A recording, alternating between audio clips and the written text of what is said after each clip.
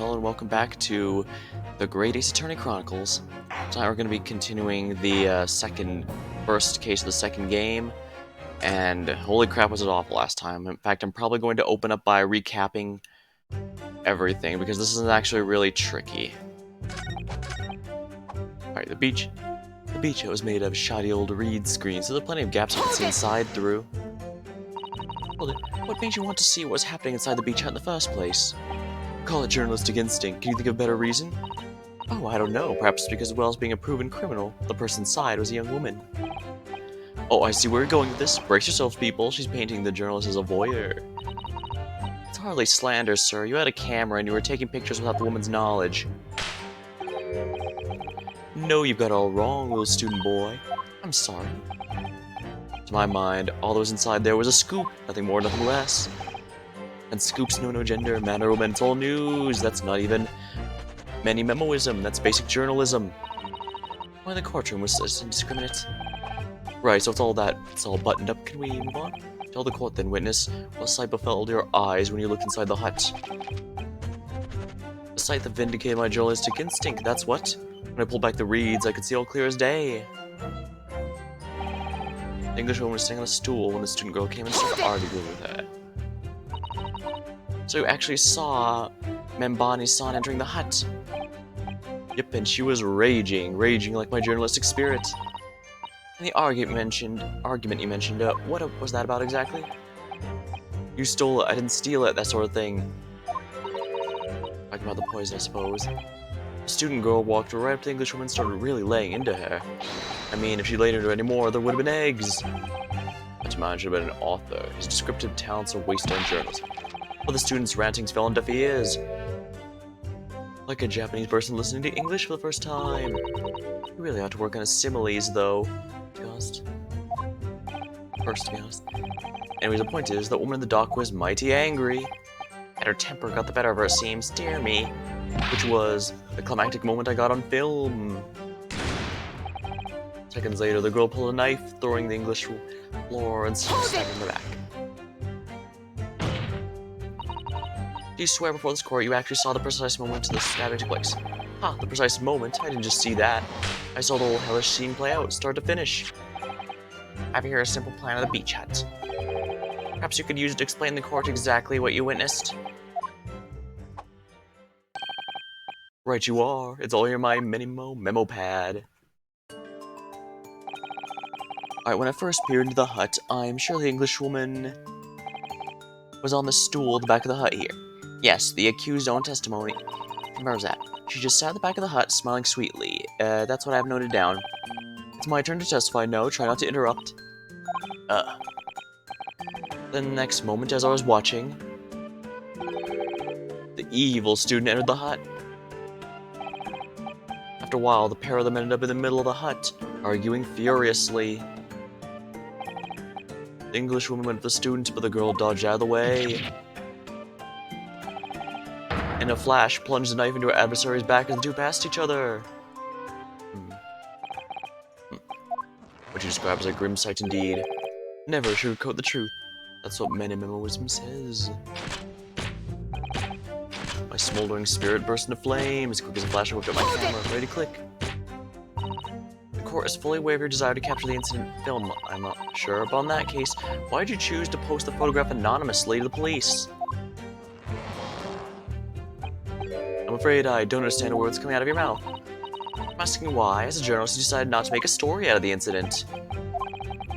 Think of me as a sculptor. A sculptor makes art out of the sordid private details of others' lives. I never discuss my own personal life out of principle. I mean, that's basic minimalism. It's not something to boast about. No doubt your burning desire to see the truth exposed and justice was done will motivate you. Yeah, see, that's it. That's brilliant. My burning desire to see something rather exposed. There has to be a good reason why I didn't think to write an article about what he saw, though. By your own admission, you were outside the hut. How then did you manage to take the photograph? Ah, yes, that. I'm glad you asked. I pulled apart the rough weave of one of the screens and poked the lens through for the perfect shot. But the two women inside didn't notice? Ah, obviously not. If they had, where would I be right now? In jail, that's where. In which you'd think would make you reflect on what you were doing. No, a journalist's job is to collect little snippets of life as unobtrusively as possible. Leave nothing but footprints, take nothing but photos. Yes, it's spot on. Did you just make that up? The point is, the witness risked life and limb to take this photograph. And this photograph reveals the whole truth. There's nothing more to be said. I never once set foot in the hut, nor spoke with the Englishwoman. I was only there as an observer. Let's not pronounce anything yet. Hold it! Really? You didn't set foot in the hut at all? Are you quite sure about that? I think you may have the wrong impression of me. We're talking about a murder scene here. My nerves were stretched to the breaking point already. Oh, I see you were scared. I did have the wrong impression of you, yes. That's all I could do. Just stifle a scream and hold my hand steady enough to snap the shot. You really could have summoned help before thinking of your camera. Minimalism and humanism don't always agree. Most of the time in those instances, minimalism comes out on top. As a sculptor of stories, sometimes I have to be cruel for my art. Yes, that's spot on. Surely he's making all this up. He claims to have spied the whole affair from start to finish. If true, this testimony is devastating. But it does seem as though he's holding something back. That's how you feel. I suggest you press everything he said. As you've no doubt seen many times in your role. Yes, I have. I've seen witnesses like this pressed off, and I know what to do.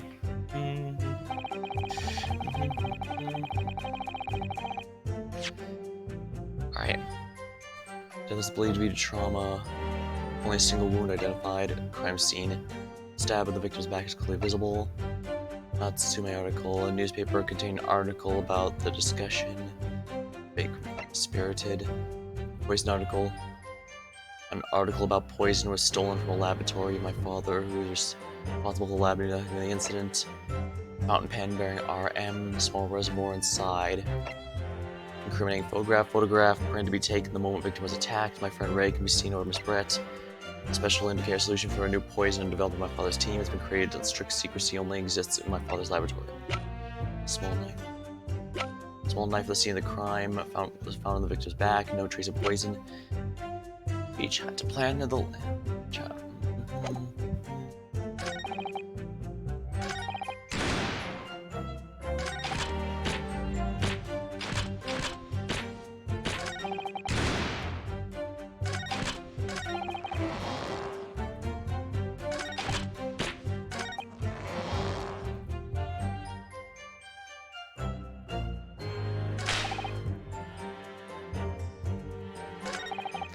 I don't think we have anything that directly proves he was in there, actually.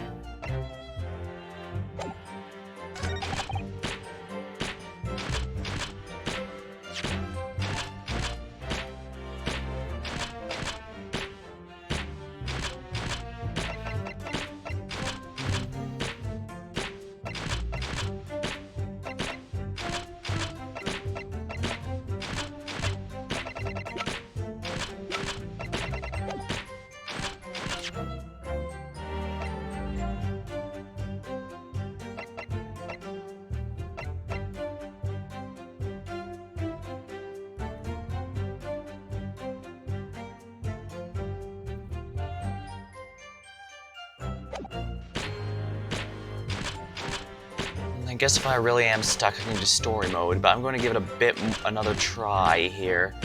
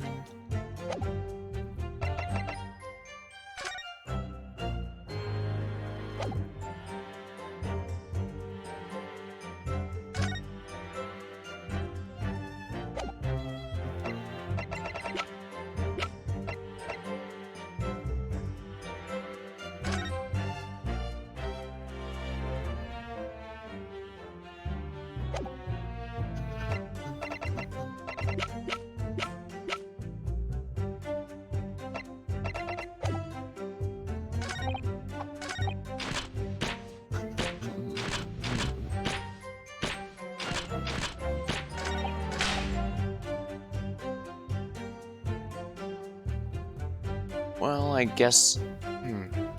I can't but wonder if that marking on his hand is indeed supposed to be a clue, but the problem is, I already presented the pen multiple times in the last stream, in fact.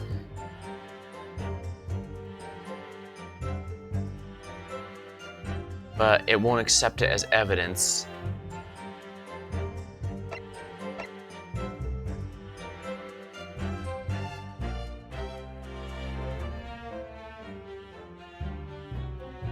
So we can't prove the ink was there. Objection! Yeah, that's not it. I was hoping maybe we could ask him to test it.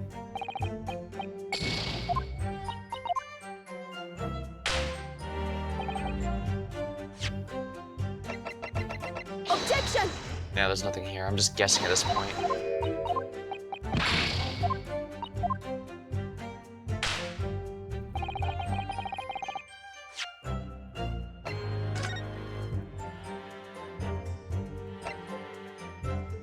Yeah, look at this. 40 minutes.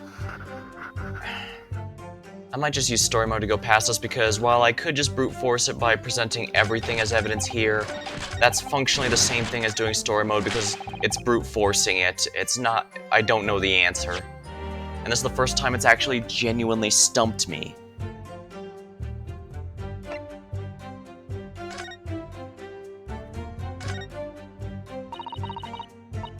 Alright. This is for the interview between you and Soseki-san, is it, father? As though it was quite an exchange. Yes, it became a little over animated when he was talking about his time in England. The photographer managed to capture the moment his hand caught and chopped me in the neck. I do hope you weren't hurt. No, they're not talking about what's in the testimony here, so we can't use it.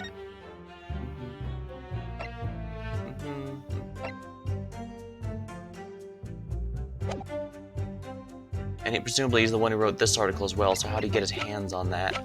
It's not any of these here.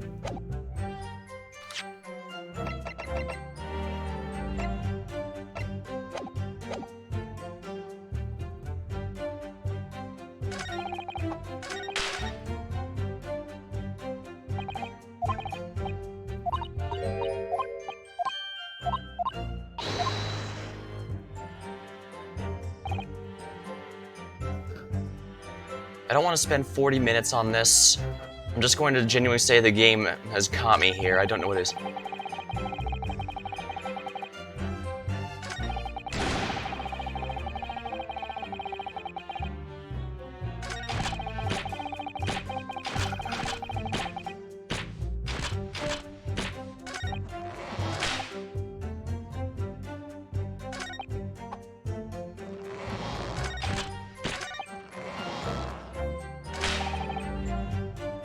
Before I activate story mode here,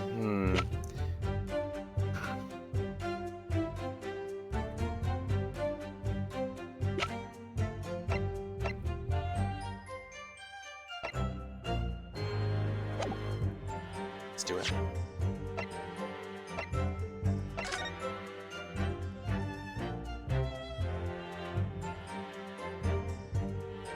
Wait, what? Some sort of enemy here. Look. Oh, I wasn't close enough. Yeah, the game beat me at this. I don't know how I didn't mess that. I was on the right track. I knew the pen was the key here, but for some reason I didn't think to look at the very core bottom. But this isn't a Yume University one. It must belong to some other organization, I suppose. A business of some kind. That seemed to imply the pen doesn't in fact belong to Ray.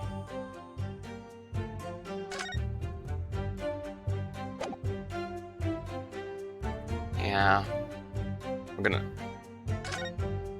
Okay, so I was right that it was the pen, but somehow... I didn't look at the back here. Because, you can see on his, yeah, see on his armband here. Yeah, you can see it more clearly here, his red armband.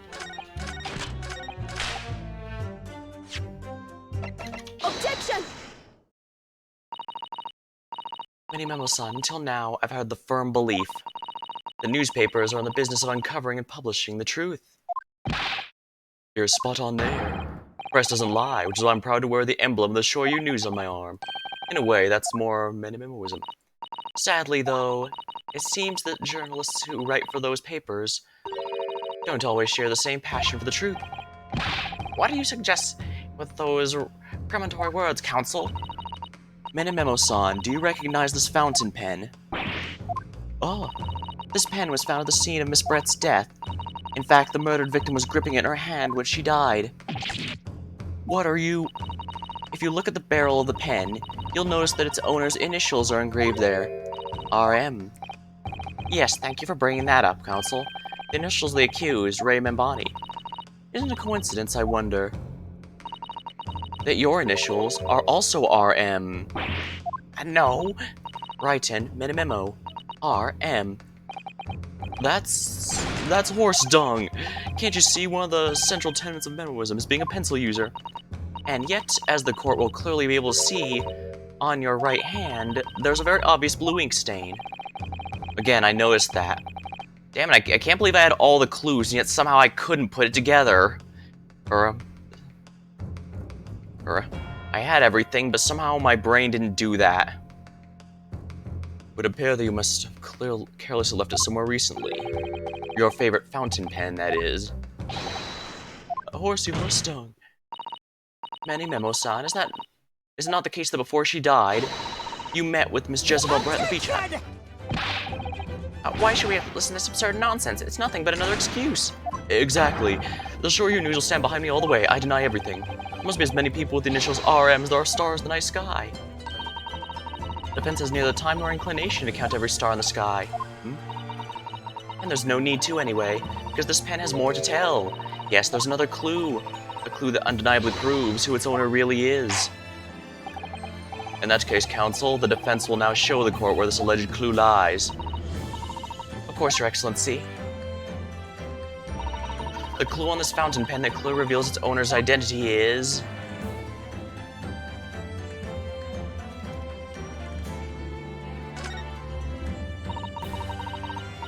So, emblem here, look, but it isn't a Yume University one. It must belong to some other organization, I suppose.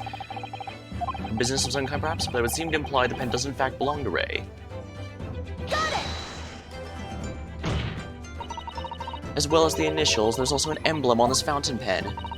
An emblem that you will of course recognize, Minimoto-san. Minimemo-san.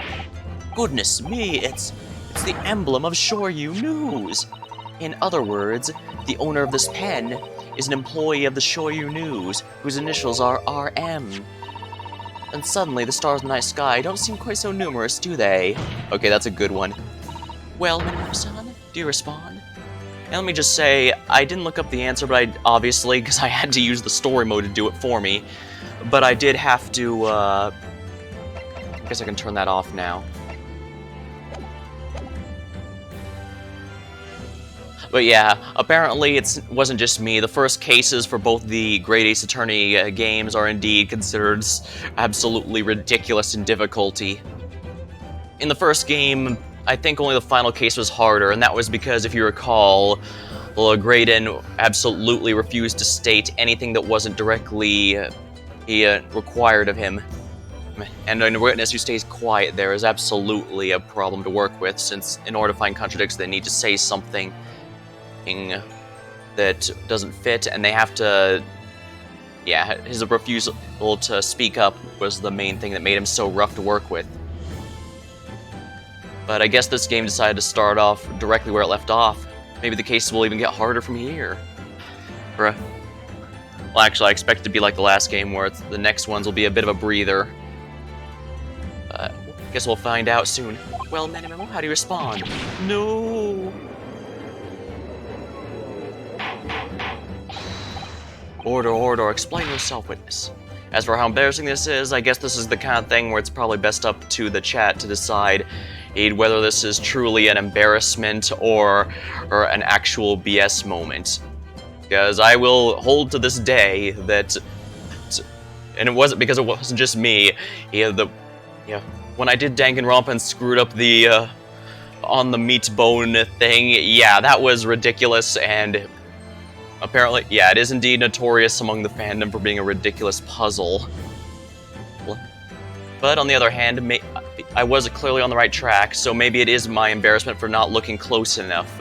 After all, the game does offer the ability to thoroughly examine things, and my issue was I didn't examine them thoroughly enough. So I guess we'll be finding out rather soon. Well, I guess I'll find out, well, not rather soon, but sooner or later. Or whatever Chad decides is probably going to be stays and go, or whatever. Whether or this is how embarrassing this is. Yeah, so I'm just tripping over my words. Let's just continue the story. So, this is how the mighty Supreme Court works, is it? Using coercive tactics to have well-meaning citizens reveal harmless little secrets. I've used nothing but honest tactics.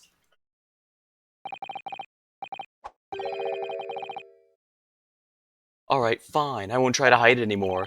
Yes, not long before that grim tragedy unfolded, I assure you, news reporter, on behalf of the public, conducted an interview with the Englishwoman. An interview? You never mentioned this before. What exactly was this? As I said, it was before the evil little student girl showed her face in the hut. I couldn't have lasted more than 2 or 3 minutes, really, that's all. It was just a brief exchange. Yeah, but if that's the case, why didn't you mention that you had it? And it can't just be, it's not like the prosecution where they only bring evidence when it's required. You're a witness, you have to reveal everything. There's my own details like that. But it came to nothing. As many memoirs say, the people don't pay their dues for the unworthy news. And it sounds like the dog's having his drink at night, which means he's probably going to want out. Give me just a moment, please.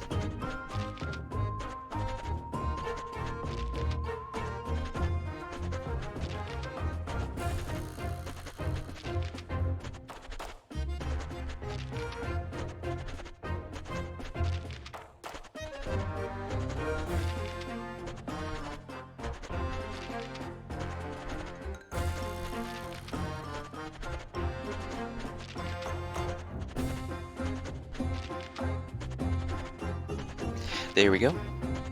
Alright, I'll need to let the dog back in a bit later, so be warned that is coming sooner or later. However insignificant you deem it to be, this court cannot overlook the meeting between yourself and the victim. You will testify now, under oath, about the precise nature of this meeting and what transpired. Got it, yes, alright, but, on one condition. Condition? In all good conscience, I couldn't speak out alone about this. You need to call back the earlier witness, Soseki Natsume-san. Soseki? Oh yes, according to my notes here, that man has a secret of his own, and brace yourselves. It's not a harmless one, it's big. What? Many Memoirs states that one man's secret is every other man's front-page story. Very well, I will grant the witness's request in this instance. Officer, summon the earlier witness back to the stand. Soseki-san, hiding something? Alright, this is probably where they're going to introduce the ability to pursue other people who are doing something. Witness testimony. Witness's secrets. I asked the Englishwoman for an interview, but she declined, so I left the hut without making a fuss.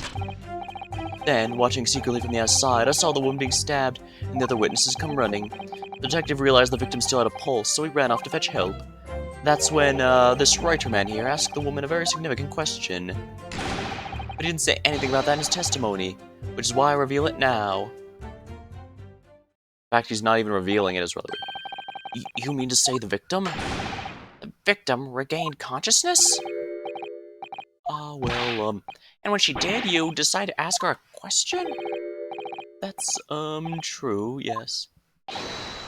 He did, and that's not all. The woman gave me a very definite answer. The answer that incriminates the accused. This is preposterous. Why am I only hearing about this now? Indeed, why didn't you mention this before, you yokel hack? It wasn't even a conversation. Yeah, I did pose the withering English rose a question. I don't deny it, but she could no longer speak. She was barely conscious even. Counsel for defense, I expect a thorough cross-examination to be conducted here. The court must and will know the truth. Absolutely, Your Excellency. Reporters claiming that Miss Brett implicated Ray somehow. What on earth could happen in that hut?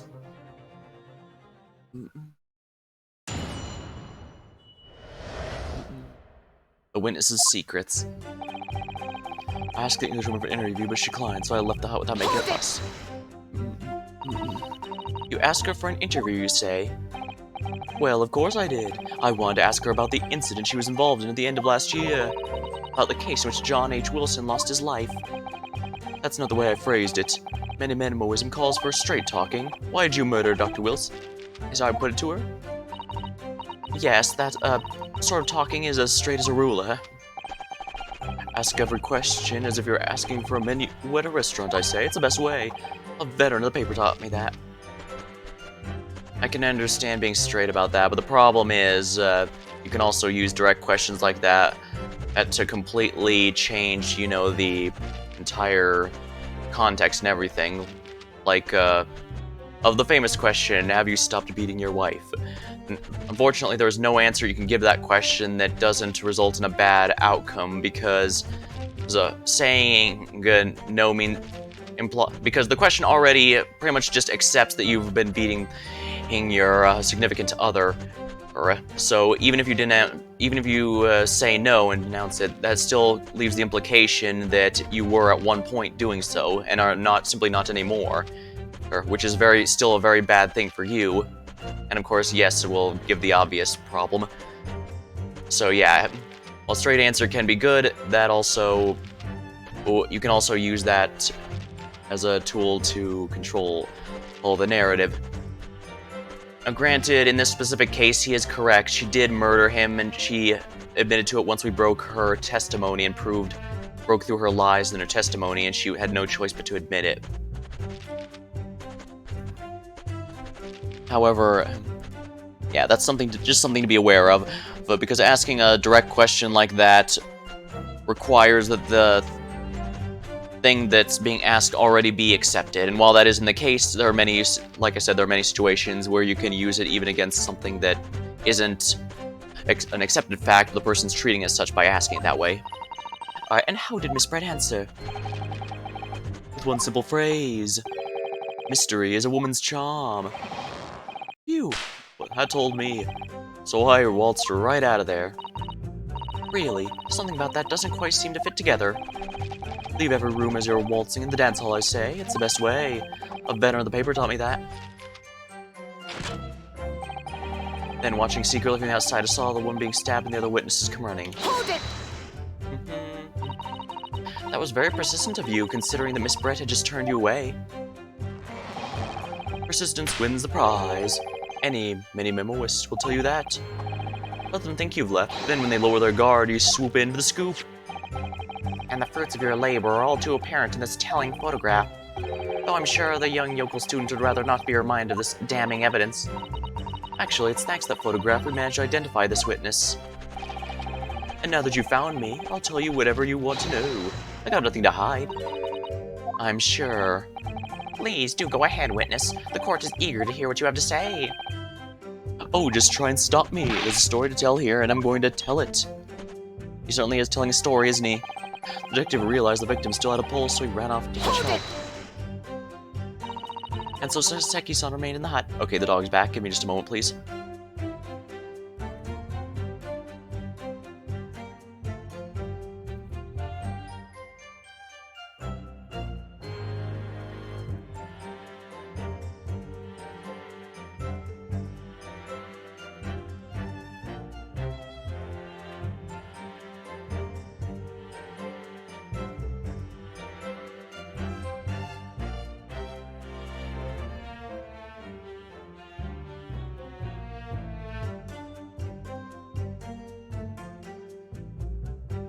There we are. And I grabbed a drink while I was there too.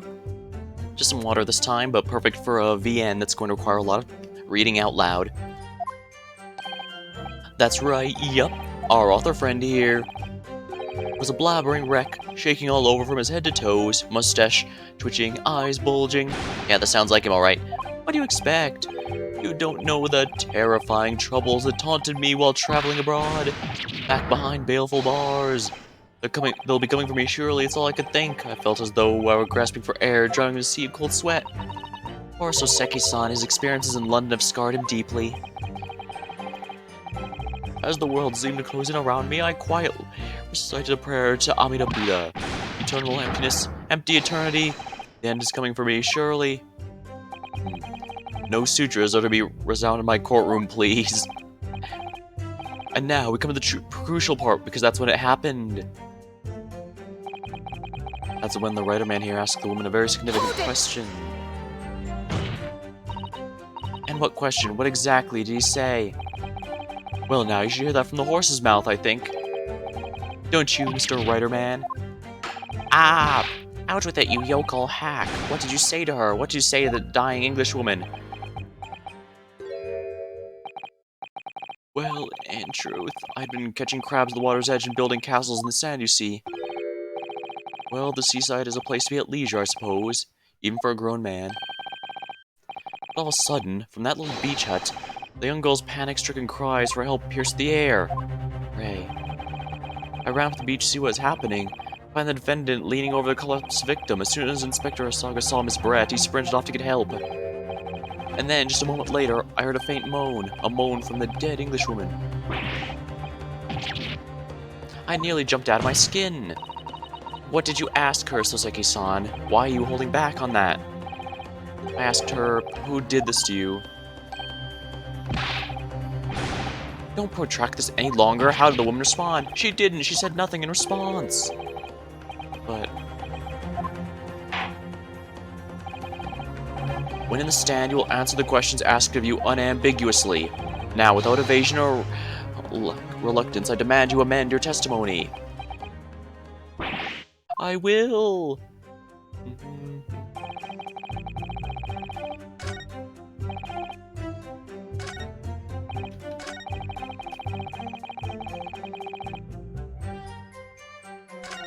Oh, this changed the last two entirely.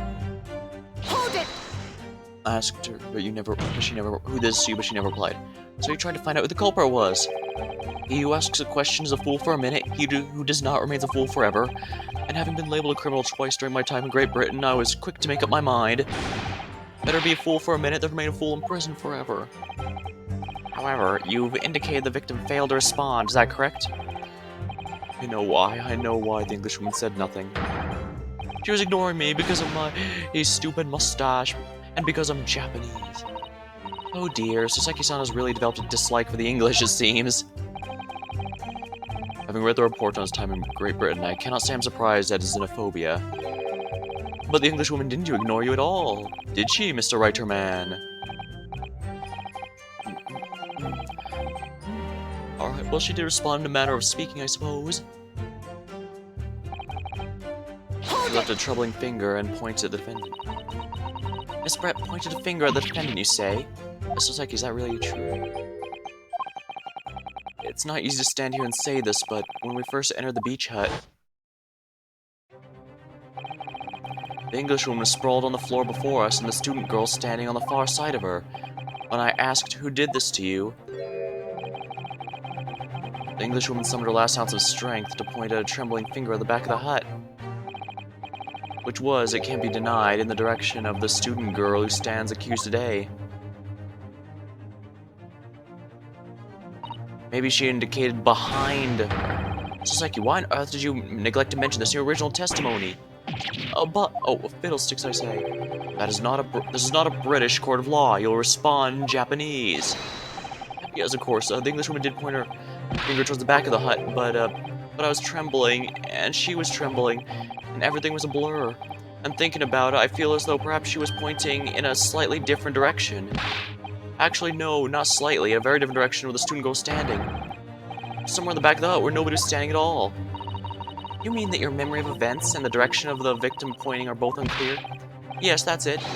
I'm very, very unclear. Your Excellency, surely this proves the matter beyond reasonable doubt. Yes, the woman may barely have been conscious, and yes, perhaps her finger wavered slightly, but there can be no doubt this was an attempt by the victim to confirm the identity of our assailant. Why? Because as the court can see, there was no other than the accused in the direction the victim was pointing. Now it's abundantly clear no one besides the accused could have possibly committed this crime. I'm inclined to agree, and in the absence of any credible argument to the contrary, I believe we can now conclude this trial. Oh no! the headlines writing itself. Dashing lawyers hopes dashed. 92 point across the whole page. We'll do an extra edition. This is a serious blow, says Otto. Unless we're able to identify the true culprit and substantiate the claim with evidence, the judge will give his ruling and the trial will be over. That's impossible, Father. We don't even know how the crime was committed yet. Impossible though the task may seem, we have no choice. We must think back over everything we've learned. Yeah, she's pointing out, remember, the journalist admitted being behind it. The reason why he didn't want to bring this interview up is because it would mean bringing up the point where Miss Brett was pointing towards the back, where he was taking the picture. Somewhere in all those details, I'm confident we'll find the clue we need. Ray gave us her account of the events unfolded in the defense antechamber before the trial resumed. She told us what happened at the precise moment Miss Brett was killed. The Englishwoman was sitting at the back of the hut, listening to what I was saying, and then a moment later, she suddenly got to her feet before collapsing on the floor in front of me, with a knife in her back. How could Miss Brett have been stabbed in the back in a beach hut that was empty but for herself and Ray? Somewhere amid all the information we've gathered so far must be an answer to the question. Alright, take it then. The defense has nothing further to add? So, the gallant yokel student's luck finally ran out. I can't say I'm surprised. Well, in that case, I'm ready to deliver my final verdict on this. This is a crucial turning point now. If I can't establish what really happened, it's over. Where's the real culprit hiding? And how did he or she stab the victim? I know how. Objection!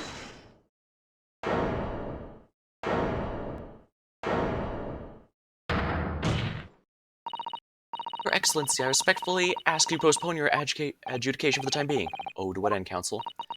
The defense would like to present the court with an alternative theory. An alternative theory that can explain who the victim was actually trying to implicate with a dying gesture.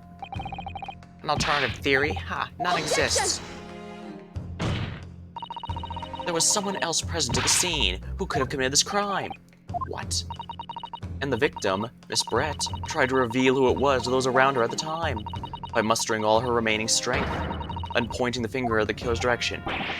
This is fiction, fantasy. Very well, as you seem so sure of yourself, counsel, we're prepared to hear your alternative theory. So, young Ryutaro... Yes, Your Excellency. You'll present your latest theory to the court by means of this plan. At the moment the victim was stabbed, where exactly are you proposing the culprit was concealed? Outside. Take that! Naruhodo would never give up, and I'm a Naruhodo now. The true culprit who fatally stabbed Miss Brett, concealed in this location here. Are you mad, counsel? Suggesting the culprit was outside the hut? What? Order, order! But the student lawyer, Naruhodo's son Esquire, that makes no sense at all. You just point out the exact spot where I was hiding to get my scoop snapped. I didn't see any suspicious individuals loitering about, I can swear that.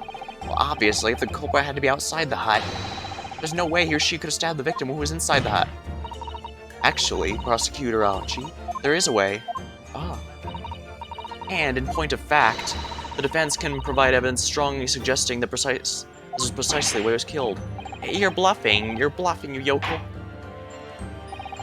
The defense's assertion is clearly too fantastical for the court to comprehend. You will need to give us more guidance, counsel.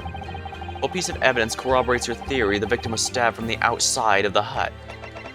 Take that! Incriminating photograph. Well, I presented it now, but I haven't the first idea why I chose this piece of evidence. Counsel, you're suggesting this piece of evidence bears out your theory as to how the victim... Oh, come on, it proves his camera was through the reeds. There's something of a windfall, Your Excellency. I think that we're looking for, counsel, was downfall. If your theory is correct and the knife was thrust into Miss Brett's back from outside the hut, there should be a visible trace. Okay, so I used the wrong photo. Trace, yes, on the hut itself. Armed with that idea, I must look through the court record again. The defense would like to present a different piece of evidence. Alright, go ahead. What piece of evidence corroborates the crime scene photograph? The original photographic print of the crime scene? Yes, it's clearly visible in this print. The trace of the fatal thrust that was delivered from outside the beach hut. Do you take us for fools? There's no hint of any such thing. I'm not sure that everyone present would agree. Someone, at least, appears to have noticed what it is I'm referring to. Counsel, once again, I must call on you to be explicit for the court. Where in this photographic is the piece of trace of the stabbing which you claim took place from outside the hut? Take that! Look closely just here. In that screen in the back of the hut, you can see the effects of a blade having been forced through the reeds. No, it can't. I can't see any such thing. It's true the hut in question had 4 walls you'd expect. However, by parting the reeds, a knife blade could easily penetrate them. This is extraordinary. Yes. The true culprit actually stabbed the victim from outside the beach hut. Ah. And everyone present at the scene, if there was everyone present, there's only one person who could have possibly done that. Only one person was distinctly outside the hut when Miss Brett was killed. Rayton, Menomeno-san, it could have only been you. No. Objection!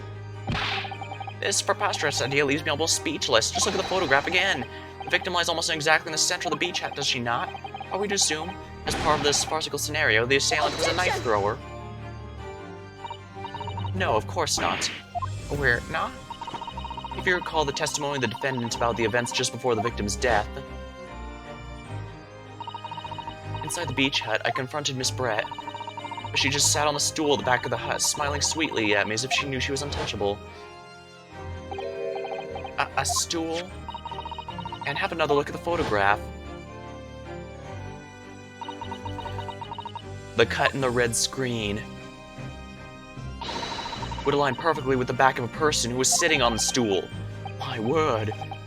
So in fact, the victim was killed while sitting on that stool by a stab wound to her back delivered through the reed screen.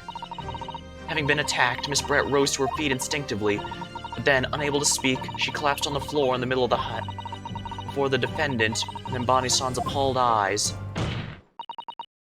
And that, Your Excellency, is the truth of what happened on the beach that day.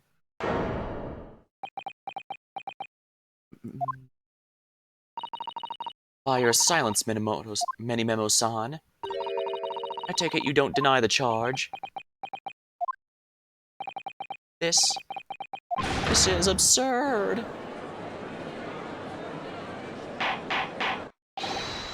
That will do. It would appear that we have attacked admission of guilt from the witness. Accordingly, this court has successfully established the truth of this matter, which means the defendant, Mbani-san, is innocent of the crime. Oh, thank goodness. I finally made him cave. I must say, I've never been more proud. No, this can't be. The Aochi clan can't. What of my growth? What of my hope? It wasn't all an apparition. I can't accept this. I won't. I see no reason for the continuance of this trial. I will therefore move to conclude proceedings by delivering my final verdict and hold it.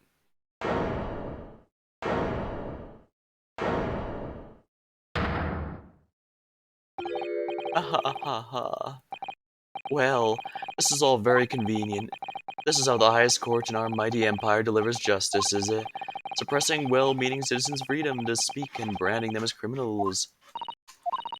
But we've established that the victim was stabbed from outside the hut through the reed screen walls. And no one but you was in the place at the time to have his hands on the hilt of that blade. It is a perfectly logical deduction. So, your argument hinges on the location of whoever stabbed the Englishwoman, does it? Well, it seems a little irrelevant now. Irrelevant? Where she was stabbed, how she was stabbed. It doesn't matter. I mean, whether she was stabbed at all makes no difference. If you think about it, after all, the trial's already shown the whole thing hinges on something else. What are you talking about? Brace yourself, little man. I'm talking about the fact that everything's changed. Because of the dirt you dug up. What? Enough obscurity. Explain yourself, witness. What's to explain? I'm talking about the poison, of course. Poison? Let's ask the professor for a comment on the situation, shall we? I understand that a deadly poison you were developing was stolen from your laboratory, is that correct? And it's been shown this poison was administered to the victim, Miss Brett, is that right? That is correct. The unusual constriction of the victim's pupils are a sure sign this particular poison was used. I see, I see. So, presumably that means the victim already had the poison in her body before she was stabbed? Given her pupils were clearly constricted, it seems highly likely yes. If she'd been dead already, the poison could not have circulated in her blood.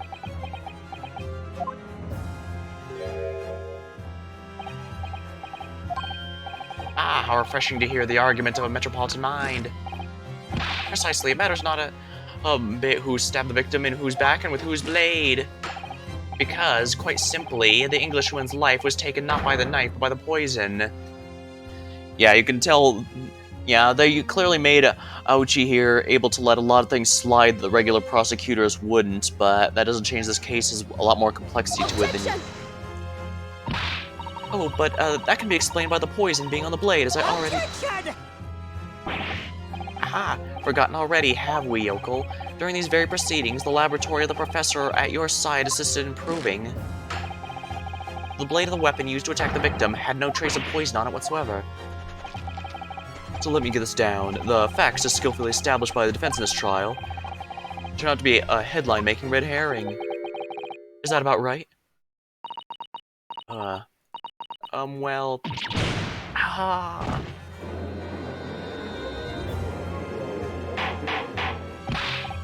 Order, order! But where does this leave us?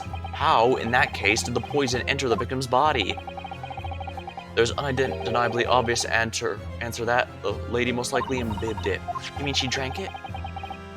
Having a look at the photograph here, as you can see, a bottle of carbonated water and glass have been knocked over on the sandy floor of the beach hut. The poison could easily have been slipped into either. So somebody made Miss Brett drink it. Well, what do you know? Look at those dashing eyes. This will make a great front page shot.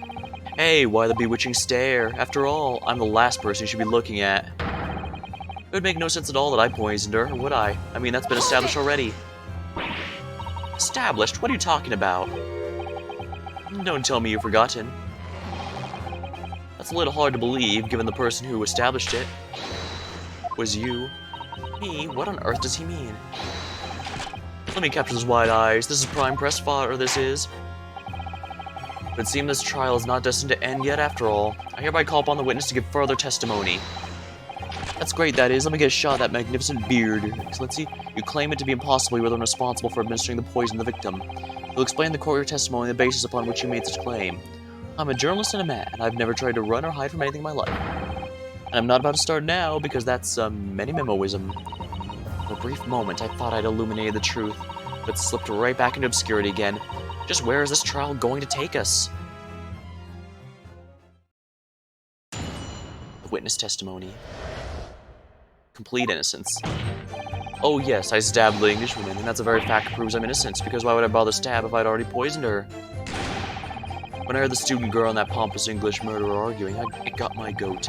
If the courts weren't going to punish Brett for what she did, someone else would have to see justice done. So, you admit it then, that everything happened as I described. That you are the one who stabbed Miss Brett in the back during the read screen. You can blame this miserable old country of ours, A country that bows the pressure of foreign powers and lets murderers walk free. That's the kind of future, what kind of future can a country like that have? That's why I did it. It's what our pathetic leaders didn't have the guts to do. Slap bang in the middle of the charming lady's back, I plunged the blade of sweet justice right there.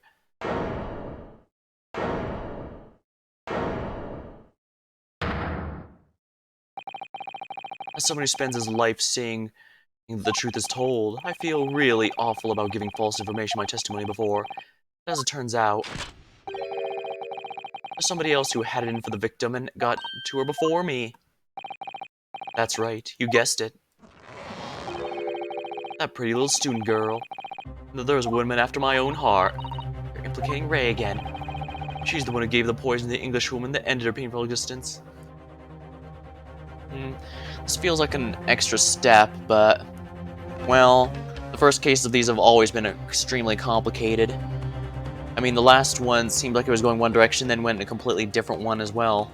The first case of the last game, that is. And suddenly, snap, this journalist here is off the hook. The argument is sound, certainly. If the witness had administered the poison himself, he would need only have waited for it to take effect. Unless, of course, you need to implicate someone else. But that does seem like an unnecessary extra step, though. After all, well, if he slipped the poison into her water and then left, it seems natural that he would rather just not be there. It seemed like... Then again, that means anyone could have been blamed for it, and he may have wanted someone specific. Oh yeah, he couldn't have... Okay, now I get it. There's no way he could have just simply poisoned her and then left and waited for it to work, because he had no guarantee that Rei would have gone in there for any reason. After all, if Soseki or the investigator had gone in there instead, he couldn't simply pin it on them because they have no way of knowing that, and then they'd have to simply go back and check who could have known. True, they might have still gone after Rei since she would have known about the poison, but the fact of the matter is, he's the one that would have known about it that could have been there. Which is all the more reason he probably didn't submit that photo unless he had. He submitted that photo anonymously and why he couldn't write about it, because if they did figure it out, they couldn't know that he was aware of the poison was behind it, because they'd be able to identify, oh hey, that interviewer knew about the poison. Subsequently stabbing the victim in the back would have been entirely nonsensical. And therefore, this reporter had nothing to do with the poisoning. That's still quite logical. That's right, it is. So yeah, this is a necessary extra step in order to make sure that Rei is has her feet to the fire, so to speak. And like I said before, I do like these games that are making an effort to make sure that our client is always on the edge of being declared guilty before we can prove their innocence and prove the true culprit at the same time, because the first few Ace Attorney games did have an issue where sometimes you'd finish proving your client innocent and then move on to try and find the true culprit, but because of how the game over works, your client is declared guilty when that happens, and that's a bit weird, but it makes a lot more sense the way it's doing it here, even if it does mean a bit more complicated cases. Justice at last. This is unbelievable. After I've made so much progress in proving his guilt, is he going to get away with it now?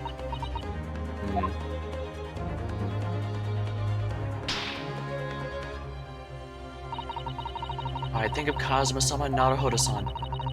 They never stop looking a way forward until the judge's final gavel. Very well then, counsel. Very well then, counsel. Proceed with what I assume will be your final cross-examination in this trial. Yes, Your Excellency.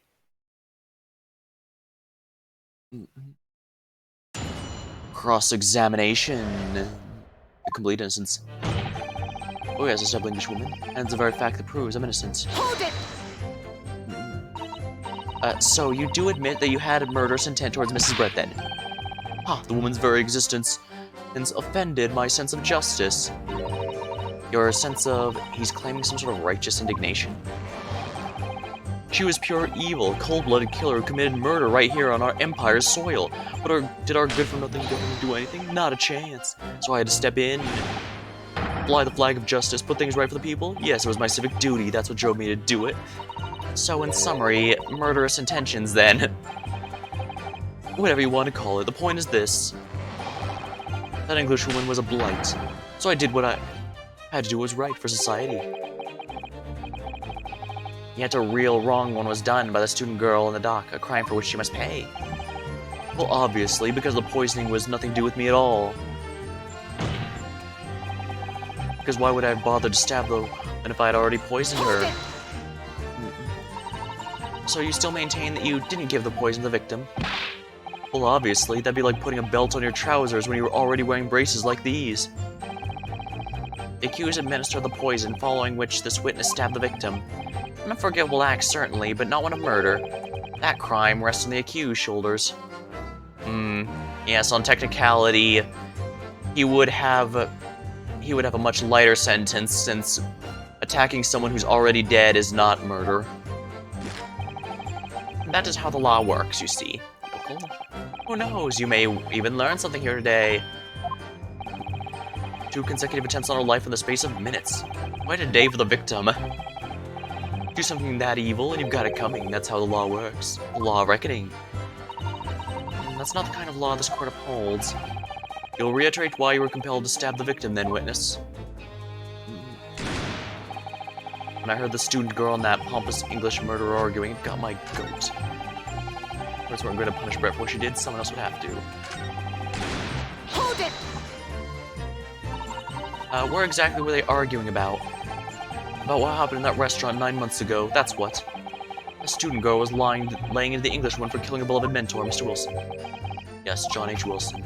Professor of medicine, invited here from England by Professor Mikotaba, no less. Right, but the Englishwoman just jeered. Her case was to be heard by the British Consular Court in Shanghai. However, there's little doubt she would have simply been acquitted and sent back to her homeland if Free wouldn't. It was eating that student girl up inside, you could see it. It really felt to her. Hold it.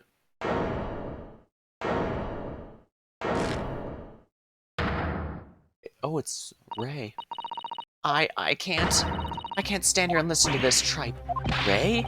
Young girl, you stand accused here. You can't just blurt whatever you feel like it. No, you can't. Sorry, but I'm in the middle of a very important testimony here. Just keep quiet and listen. But this awful man is making all this up. So please, you have to make them listen. Turn the dock at once, Membani-san. We're in the middle of a cross-examination. Hold it. Your Excellency, please, I implore you. That journalist is clearly not a trustworthy witness. Exactly. He's a filthy, rotten, black-hearted, bigoted, dirty, great peeping Tom.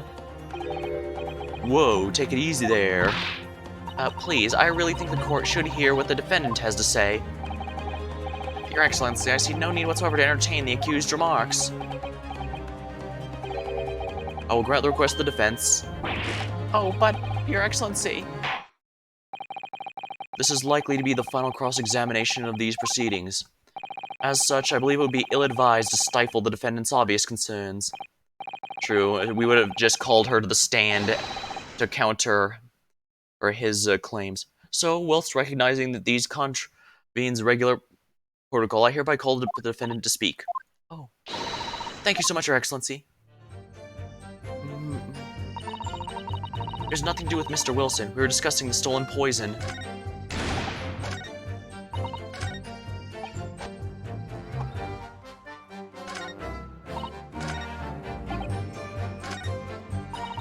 Hold it!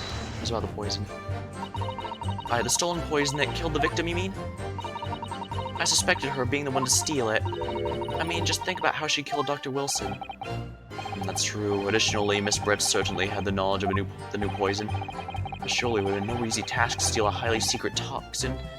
Surely it would be no easy task to steal a highly secret toxin being developed for the government. Indeed, all visitors to the laboratory are thoroughly searched when they leave. Even if the thief managed to avoid being my colleague, getting the poison out would be very difficult. That's true. I pestered Professor Mikotaba until he agreed to show me the poison when I visited his laboratory. But as I left, I was searched from top to tail. Miss Brett rather bluntly revealed the existence of the toxin we've been developing, you see. And since Oseki-san expressed such an interest into it, I felt unable to refuse.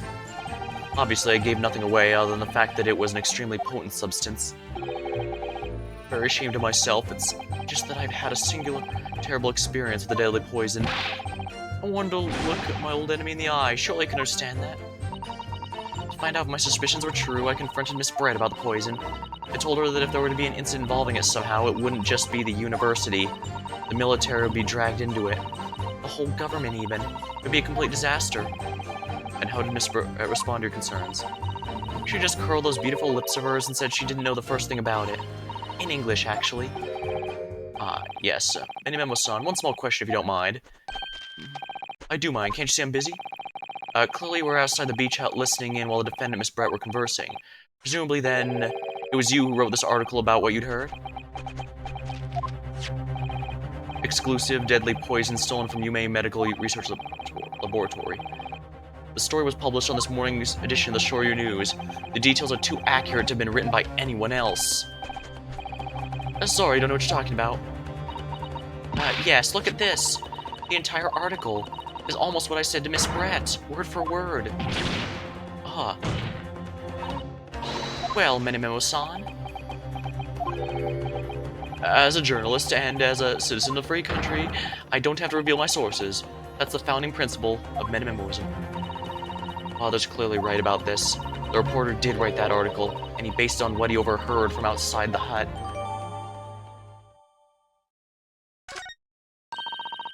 Oh, so that's what this is all about. You were trying to cover up the fact you were listening in. That's why I came up with that stinking story about me arguing with her. Shut up, my stories never stink. Look, whatever you say, little girl, it doesn't alter the facts. Your Excellency, there's something I want to say, and I want to go on the record. Very well, you may amend your formal testimony. He's clearly in extreme stress. This means he is extremely likely to say something. Going to be poison someone, there'd be no reason to go and stab the person as well.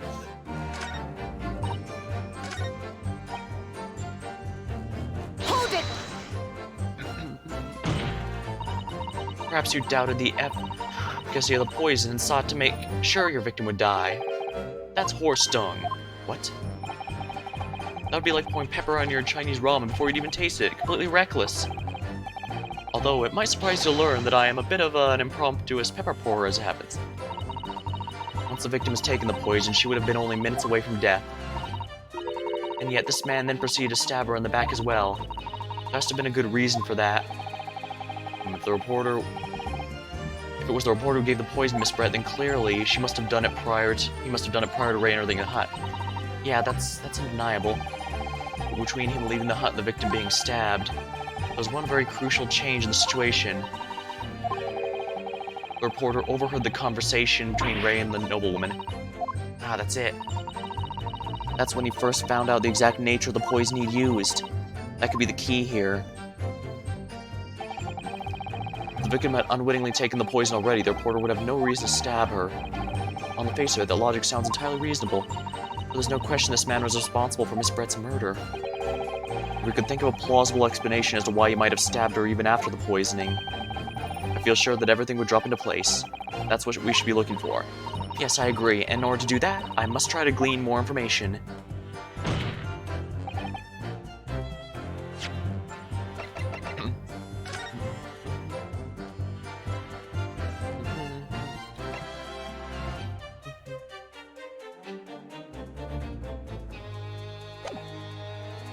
Objection! Alright, maybe it's to... oh. What about the witness's last statement there? Well? Question is, counsel, what was I? Well? Darn, I was hoping maybe the details that would have forced him because he couldn't allow bigger officials to be looking at the case.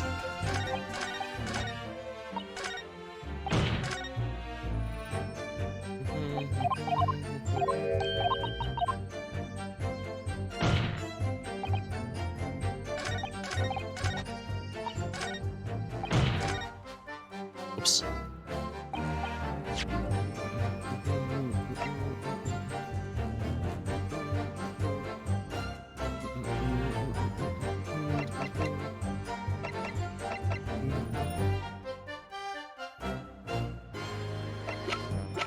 It could be the chemical reagent would be used to test for it.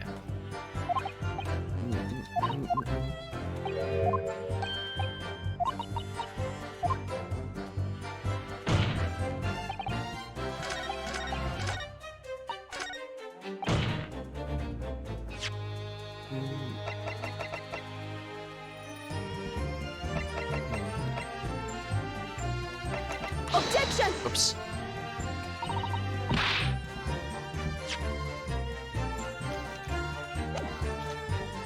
I'm gonna have to load here.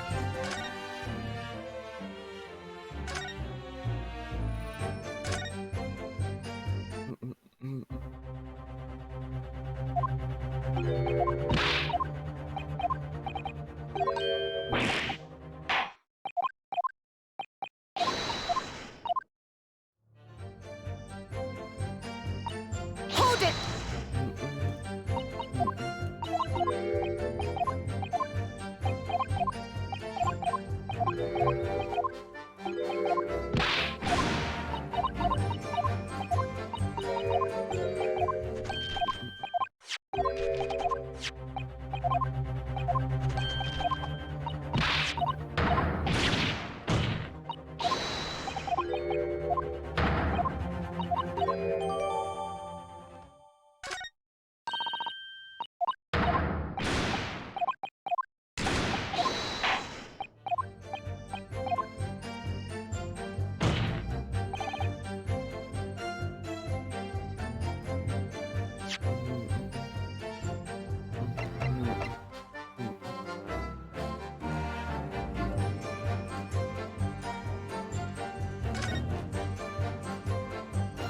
think he was hiding the poison in the ink. Objection! Oops, that's not right. But I do know he was hiding the poison in the ink. Alright, so in that case it has to be the interview because showing knew about the poison. Objection! Oh, I messed up then.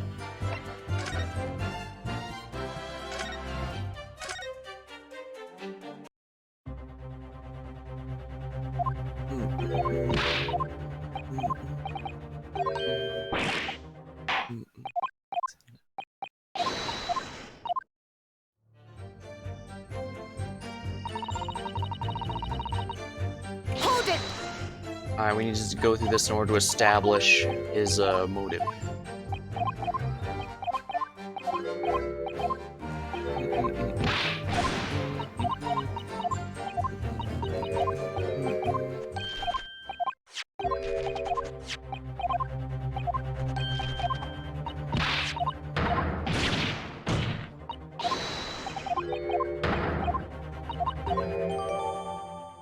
Alright, we have updated the article.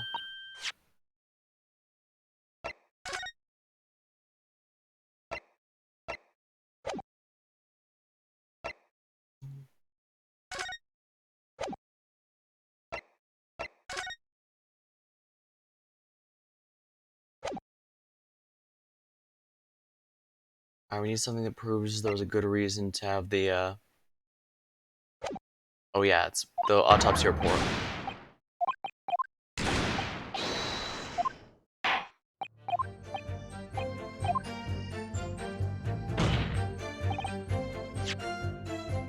Objection! Obviously, the postmortem report would. Oh. I thought maybe the fact that she clearly was killed by poison would make him want to make another potential reason.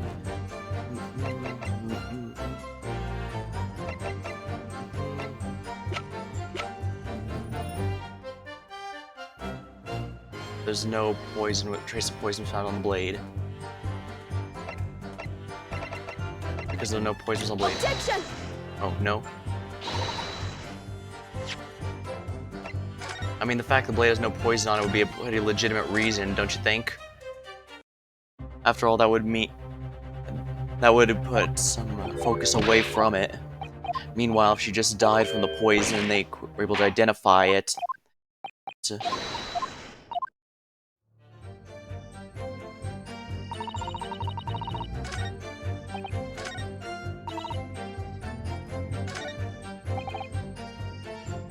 Hold it!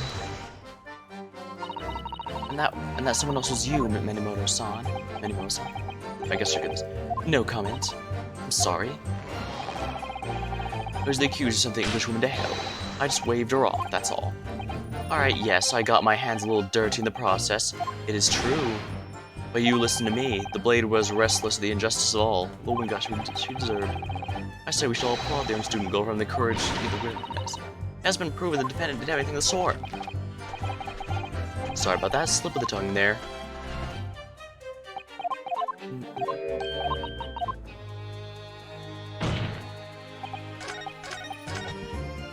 Hold it!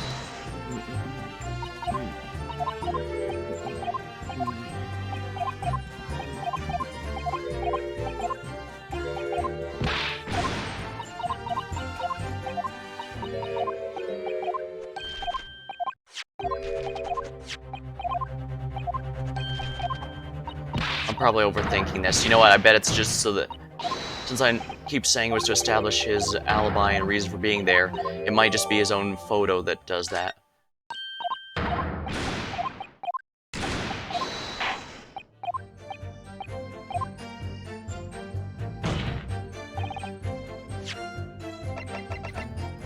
Objection! Oh, come on.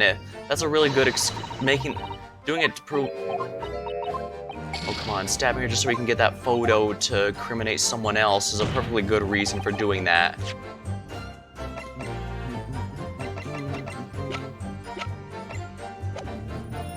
Hold it!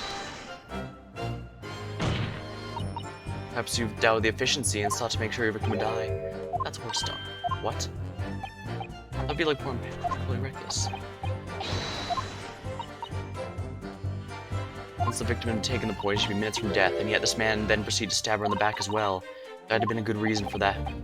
It was the porter who gave the poison, then clearly he must have done it prior to Ray entering the hut. Yeah, that's undeniable.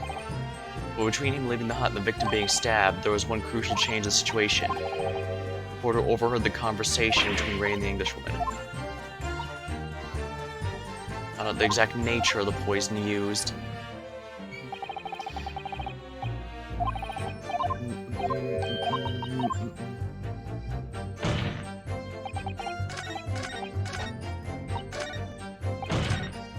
Oops.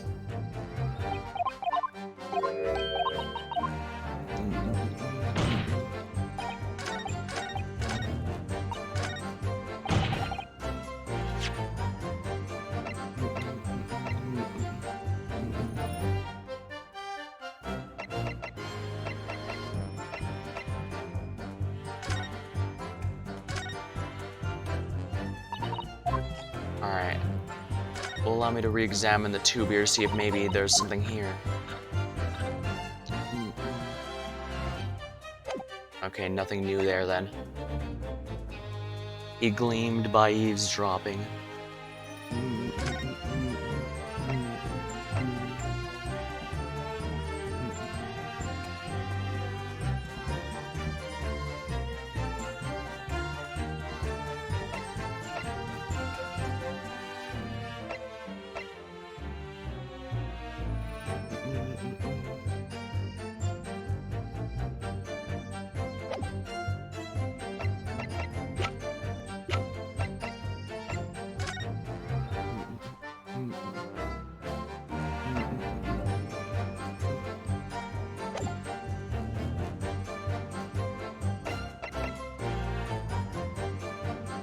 Objection! Oops. I meant to examine that night door.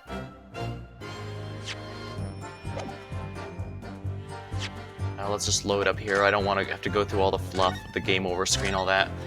Largely because that'll just waste more time before I have to go through this again.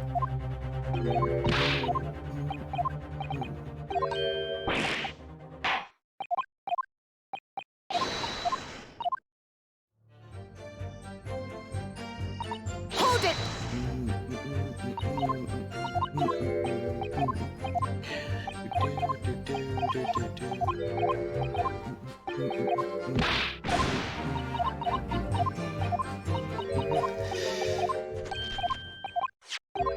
Oh, hi.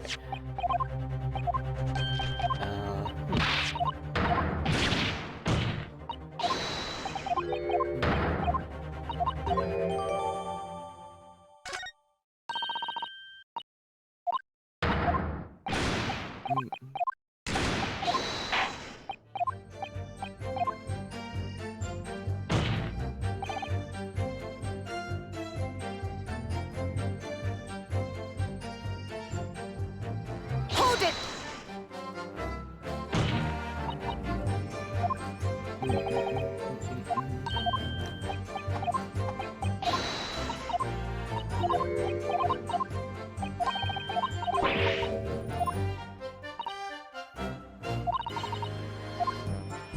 Nature of the poison.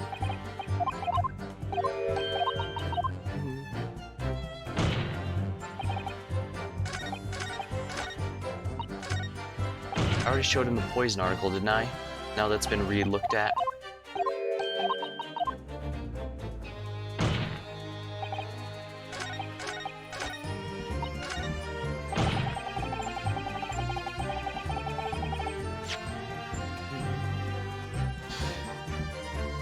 Something important happened as you learned about the true nature of the poison. Even the smallest amount from a knife or wound from a poison-laced blade would prove fatal in minutes. Current methods cannot detect it. The university would have to be consulted.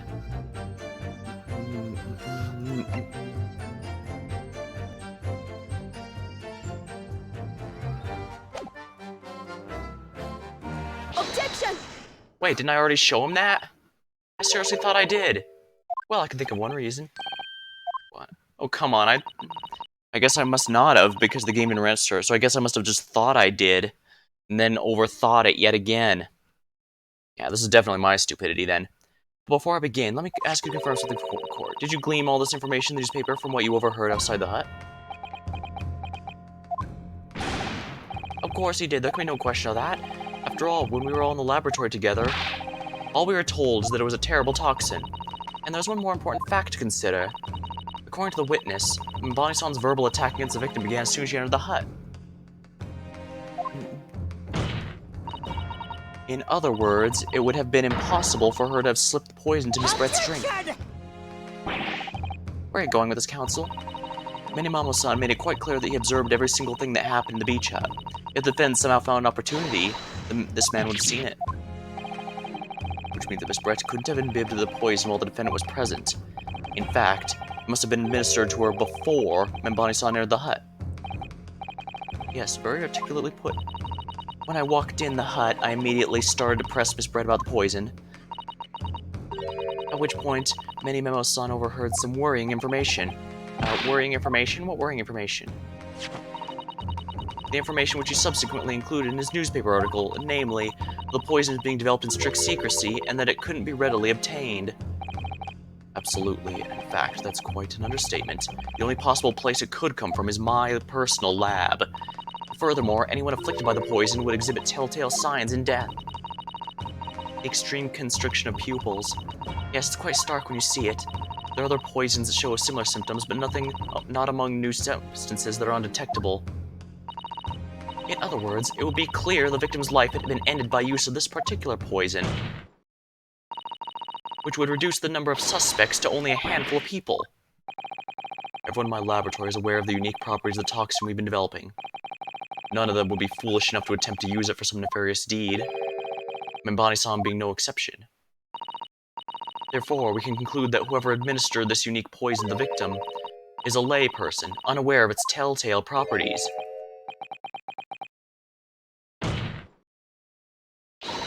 In other words, someone like you, right in Minimo. Rah! It was you who stole the poison from the laboratory that day, and it was you who administered it to the unwitting victim. We quickly realized that was a terrible mistake, because the poison caused unnatural symptoms and was so traceable. As you listened from the far side of the beach hut's thin walls, you learned of these facts. If you'd already given the victim the poison at that point, it was too late. So you hatched a plan to disguise your mistake.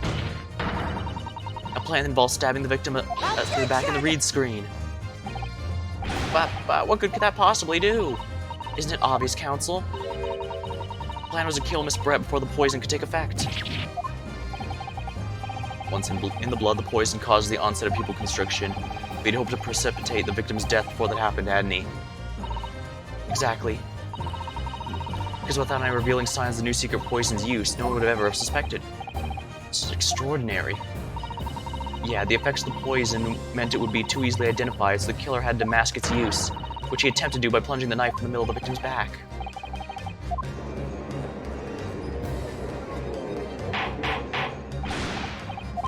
Order! The argument presented is sound. The court's satisfied that it warrants consideration. But does the prosecution have a counter-argument which to put forward? Well, there are a number of... yes. I counter completely.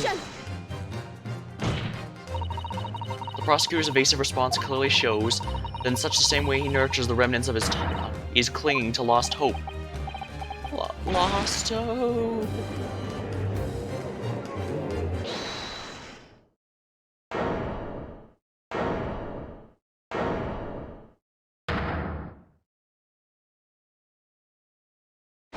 we still need to show how he smuggled in there. Ah, you pathetic, useless, fallen samurai! Fallen? Who are you calling fallen? I don't need a counter-argument. What are you talking about? It should be blatantly obvious. I stole the poison, you say. Gave it to the victim, you say. Stabbed her, you say. Lots of fine theories. But I don't need a counter-argument because you don't have an argument yourself. Where's your evidence? Yes, you make it all sound so plausible, don't you? But without evidence, it means nothing. Whereas I base my news on the facts. Facts? What do you mean? Explain yourself. I mean, what the professor said earlier in this trial. It's all here in my memos. Every word, every slip of the tongue, all noted. That's what Show Your News is famous for, the power of the printed word. It would surely be no easy task to steal a highly secret toxin being developed with the government. Indeed, all visitors to the laboratory are thoroughly searched when they leave. Even if the thief managed to avoid being seen by myself or a colleague, getting the poison out would be very difficult. How's that then? Blown the story wide open? See, I, Rachel Memo, a mere reporter from the Shoyu News, couldn't possibly have stolen that poison from the professor's laboratory. Ah!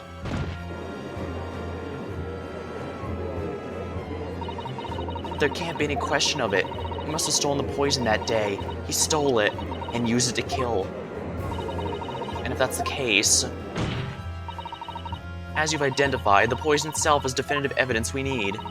Because whoever stole it from the laboratory that day is the true culprit here. What's your point, you annoying handsome country bumpkin? My point is this. There is one way that you, Menemomo-san, could have stolen the poison that day. I've heard enough verbal conjecture now, thank you. What the court must be shown is evidence. What proof do you have this witness stole the poison on the day of the question? Take that! The proof, Your Excellency, is this fountain pen. I've been waiting to show this for quite some time now. A fountain pen? How could that possibly be relevant? These magical pens somehow seem to have enough ink to write thousands of kanji characters. I believe they arrived in our country for the first time some 15 years ago now. I swear by a weasel-haired calligraphy brush and nothing else. These newfangled pens are merely a fad. You know, like that steam engine thing. Actually, I don't think the steam engine would be... No, they are invented at this point, yeah. I need to remember my dates for these things. Though I guess, to be fair, I don't use them on a daily basis or anything, so I guess I won't always have them at the tip of my tongue. Well, as forward-thinking man of words, obviously I love my fountain pen. Suck up a soup con of unctuous ink. One's work is a wash with words in the blink of an eye. That's right. Fountain pens have a small reservoir in the barrel, into which ink is sucked up through the top of the pen in order to write with later. What does all this sucking up ink have? Aha! It's just possible to suck up ink into the reservoir, just as it's possible to suck up ink. It's also possible to eject it, of course. My word, can this really be? Well, Menememo-san? What you saw when you saw the deadly poison before your eyes that day, you used your fountain pen, your very lifeblood, to steal some of it, didn't you? By siphoning the poison up and into the reservoir. Ah! Objection! More absurdity. That never happened. True, we've heard that there were procedures in place to prevent thefts like this from the laboratory. But would anyone have thought to look inside of a fountain pen of all places? No. I'm a little ashamed to say. For fear of offending our guests, such a detailed search would not have been conducted. Well, this is quite startling, I must say. I'm reminding the court this pen was found in the clutches of the victim when she died. In other words, it was dropped at the scene by Menememo-san. So the crucial question is, when exactly was the pen dropped? Are you suggesting? The natural conclusion is that in your haste to act while the victim was distracted for a moment, you dropped the pen after you emptied the poison into her glass. There could be any number of alternative explanations. For example, the witness could have simply been using his pen to write down details of conversation with the victim. And when shocked by one of her outrageous answers, the pen fell from his hand. No, that can't be. If it was, how do you explain why the pen was devoid of ink? What? As you can see for yourself if you examine the evidence, there would appear to be no ink present in the reservoir. What newspaper reporter goes to interview someone with nothing in his pen? No, that pen was dropped after the poison that filled its reservoir was emptied into the victim's glass. Witness, what do you have to say in your defense? Oh, ha ha. This is how our modern justice system works, is it?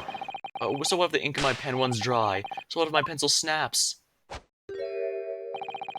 I always claw my way back into the game. I'm playing in reserve.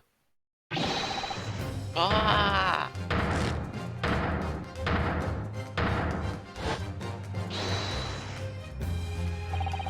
You claim I sucked the poison up into my pen? What's wild speculation? Nothing more. I thought you could bring down a fine, upstanding citizen with a trick. If you thought you could bring down a fine, upstanding citizen with a trick like that, think again. Looks as though it's going to take one final decisive blow to finish this matter. As I see, the situation is now very simple. It rests upon whether or not this witness did indeed steal the poison the day in question. And therefore, it all depends on whether or not the defense can prove that he did with evidence. No such evidence could possibly exist. Memo-san, this is how our modern justice system works. What? In the courtroom, evidence is everything. Something you would do well to remember, because we are well past the point of speculation at this stage, I assure you. Very well then, I call upon the defense to present the aforementioned evidence. This is it then. This will be the final piece in the puzzle. We'll use the stuff to test it. The defense can prove, by means of this item, that it was the witness's pen that used to steal poison. Take that! Counsel, what is the bottle? This bottle contains a unique chemical reagent that can identify the poison in question. Yes, that poison is entirely a new synthesis of alkaloids developed by my colleagues and I. It would be impossible to take trace of it by any other method. Or, from another perspective, simply with this chemical reagent, anybody at all could check for traces of the poison. A reagent? What? One drop of the contents of this bottle on the tip of your fountain pen, Menimo-san, is all it will take to solve this case beyond all reasonable doubt.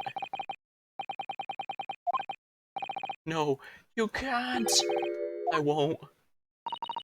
Your crimes are bad enough. At least know when to admit defeat. Your Excellency, the defense requests permission to carry out the test on the fountain pen at once.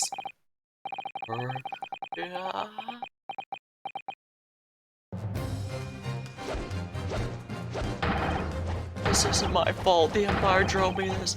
Trying to hold high a civilized nation, bowing its head to foreign powers, arms on this battlefield, all in the name of justice. Susato, with me. I'm here. Yeah.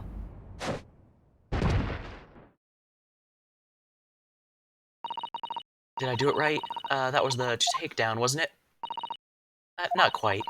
That was a Ryutaro takedown. The instant the first drop of the reagent touched the top of the fountain pen, it was clear to everyone present.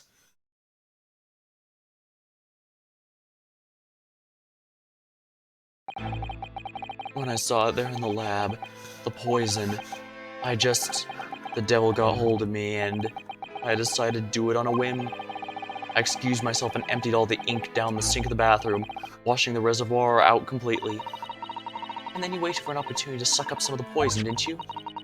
Into your fountain pen. Yes, that's right. Answer me one thing, Minimo-san. Why did you steal it? For what purpose? Isn't it obvious? To find out what it was made of and expose it in an article. I mean, it was a secret project after all. Too juicy for a journalist like me to show up. Then why did the Englishwoman end up dead? I went to that hut intending to quiz her on her situation, that's all. As a reporter, a known killer, enjoying full freedom, evading justice by leaving the country. I told her what I thought about it. And she just laughed in my face. Oh, what's this? A Far Eastern caveman report. Practice journalism? Honestly, I think she's she might actually be worse than Von Zykes, and remember, Von Zykes absolutely doesn't like the Japanese. Really, you must learn the difference between reporting and listening at doorways. You ignorant plebeian. What did you call me? This country, with its pretensions to a justice system, to a free press, it's really very depressing. You see our superior ways in the West, yet you lack the mental capacity to emulate them. Get out of here, you oaf. Get out and crawl back to the cave you came from.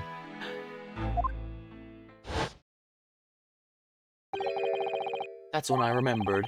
About the deadly poison, I happened to have my pen at the time. What a terrible tale. In my head, I knew I should just get out of there as quickly as possible, but I couldn't. I couldn't let her get away with what she'd done, when she clearly had no remorse at all. I suppose it was my journalistic spirit got all fired up.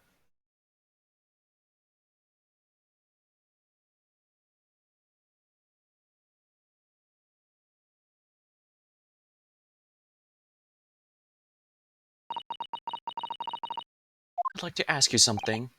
Yes. You often talk about justice.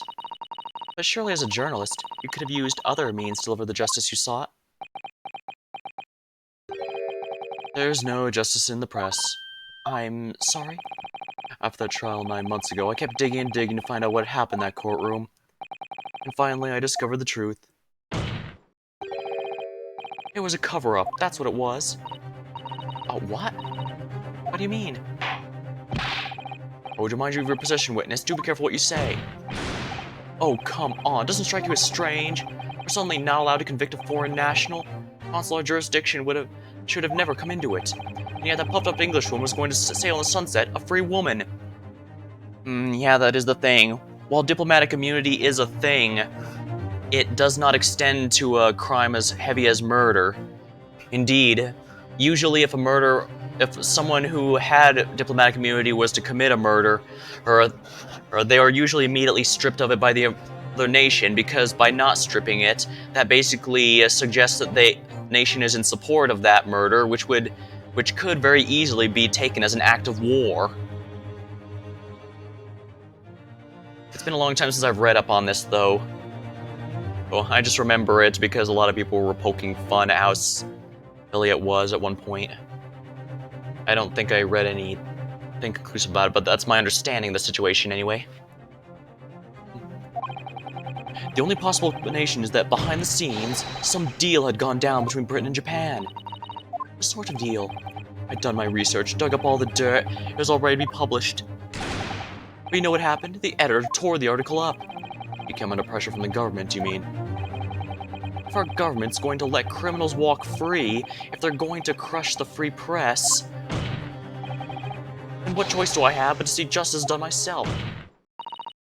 Let us not forget, Menememo-san, that you committed murder yourself and you tried to lay the blame on the defendant's door.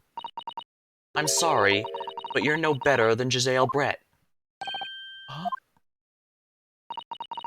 The truth is, you have no right to talk about justice at all. Indeed, he became the very thing he hated the most.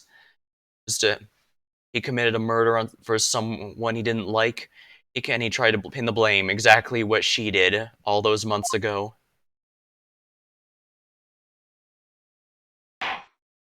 Strange, when he looks sad like that, I get Hugh Neutron from Jimmy Neutron vibes somehow. Not sure why. I guess the chin? It would appear we have reached a conclusion of this trial at last. Counsel for the defense, Roitaro Naruhodo. Yes, sorry, Excellency. Just musing in a manly way here. It's almost unbelievable this is your first experience in the Supreme Court. It was an excellent performance. In truth, I'm very much reminded me of your cousin's exploits. Oh, Ryunosuke, you mean? The way you handled this trial 9 months ago and the way you handled this one gives me hope we are genuinely entering a new era of justice in this land. That is very flattering, Your Excellency. Hearing the defense you put forward today made me feel most keenly that the future of our justice system will be forged by you and your contemporaries. Thank you. So, Prosecutor Aochi, do you have any final thoughts? Prosecutor Aochi? Good see if the Aochi clan have been bested by a fellow youth not once now but twice. If there's any shred of my former self left, it has withered and died here today. Yeah, oh wait, I'm doing the wrong voice. Gosh, your journey to culture enlightenment took a while, hasn't it? Silence. Rather than living on in shame, I will end it all now with this blade. For that is the true path to Aochiism. Aochiism? One hopes that it's the only way in which he'll be modeling himself after the witness. He's going to just cut the tuft of hair off, isn't he? Sprig of my topknot, the time is right for farewell. Hope is lost forever, Takatsuchi.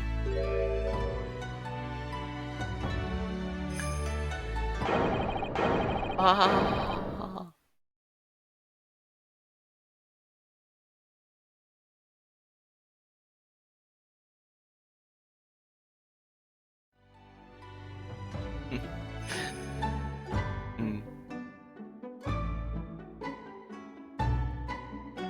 Well, at least it goes with full honors.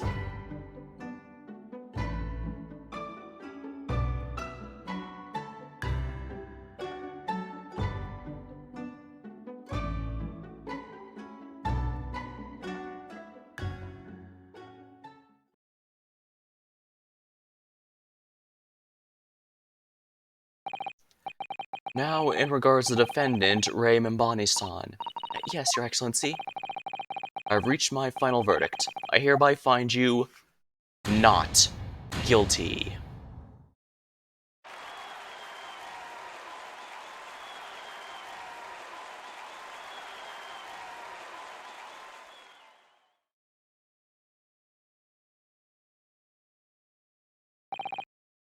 Court is adjourned.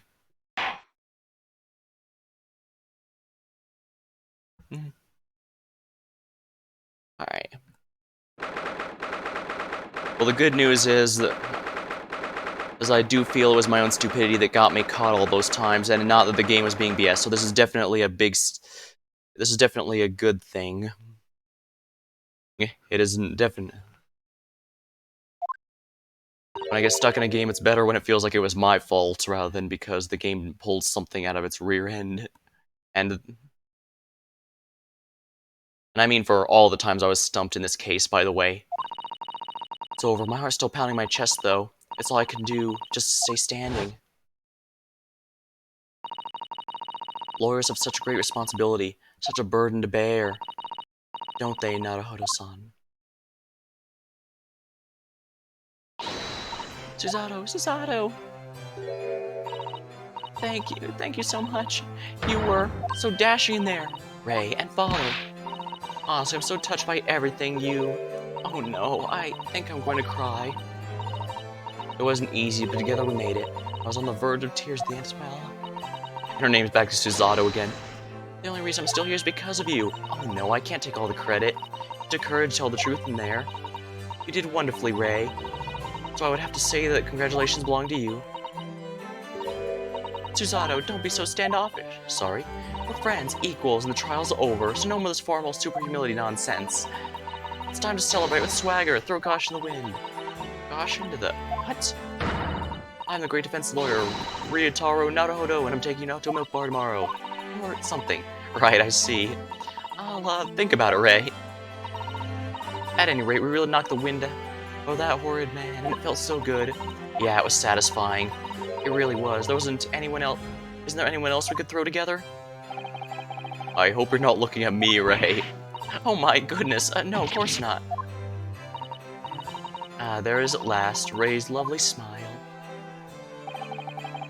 You fought for your friend to the very last. As your father, I'm extremely proud of you, Defense Attorney Ryotaro Naruhodo. Thank you, but I couldn't have done it without your help. Anyway, it's time to bid farewell to Ryotaro, I think. I shall miss him in a way, but it's back to Susato Mikataba now. So I'll never see him again, then. What a terrible shame. What? What is happening? Soseki-san, Inspector Hasunaga, I do hope you've been keeping well. Is that really you? Yes, I had to change my parents for, well, obvious reasons, I hope. But it's me, Susato Mikataba. So dashing, so divine. No. Doubly dashing. Yes, and devilishly divine. Just look at you. I had no idea, Mr. Zato Esquires, that you were a locum student Naruhodo Esquire's cousin. I was astounding Ace Attorney. Poor Soseki-san, so confused. I still remember the first time I ever met him. He was in a prison cell in London.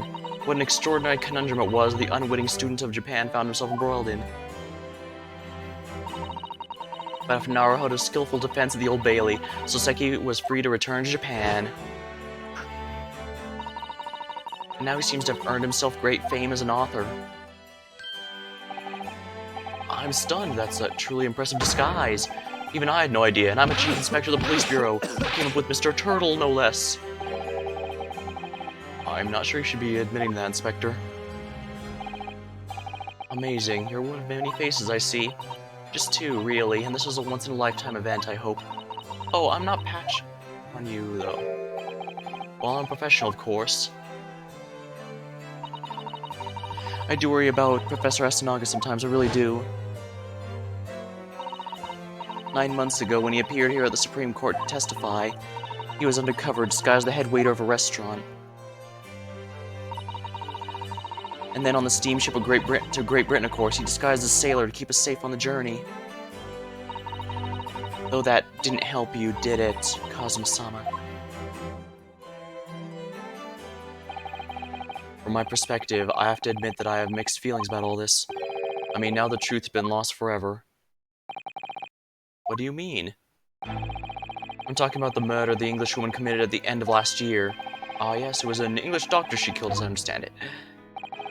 Dr. John Wilson, yes. The man I invited to Japan personally. And the mystery is, why did she kill him? And now the culprit herself is dead, we'll probably never know the answer. On the voyage to Great Britain, an unexpected encounter with Mr. Sherlock Sholmes, the great detective, I mean. Yes, I remember Sholmes well, Mr. Sholmes went, of course. Ah, my arch-nemesis, how lightly you uttered his name. Well, according to the stories published about him in the Adventures of Sherlock Sholmes, the detective once had a partner who helped him solve his best friend. And that man was a professional doctor of medicine by the name of John H. Wilson. What? Dr. Wilson? I can't believe it's a coincidence. Can't believe that's a coincidence. I think that English doctor of medicine killed here in Japan 9 months ago must have been a partner of Mr. Sholmes. And if that's really true, then the poor girl will never see her father again.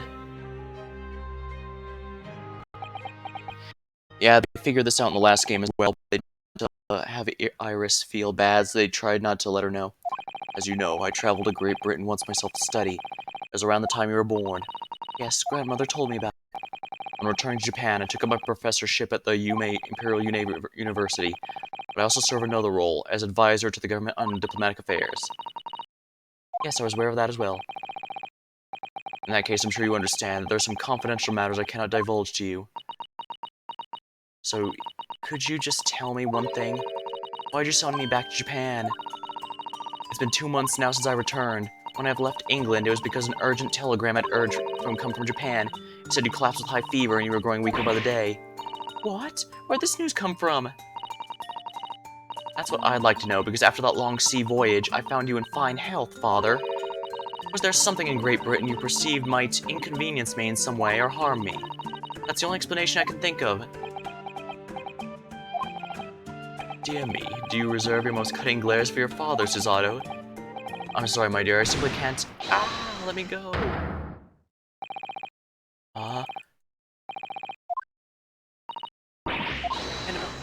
So, one throw was enough for you. I got one last thing to say before they take me away. Professor, I know the truth. I know you had a hand in what went on. That visiting student's fate. Visiting student? Giselle Brett, you mean? No, not her. A student of law who left for Great Britain 8 months ago. You must mean Kazuma-sama. What are you talking about? What does this have to do with Kazuma-sama? Nobody here in Japan knows anything about it. They don't know the guy never made it to England, that he died on the steamship, and that he'll never—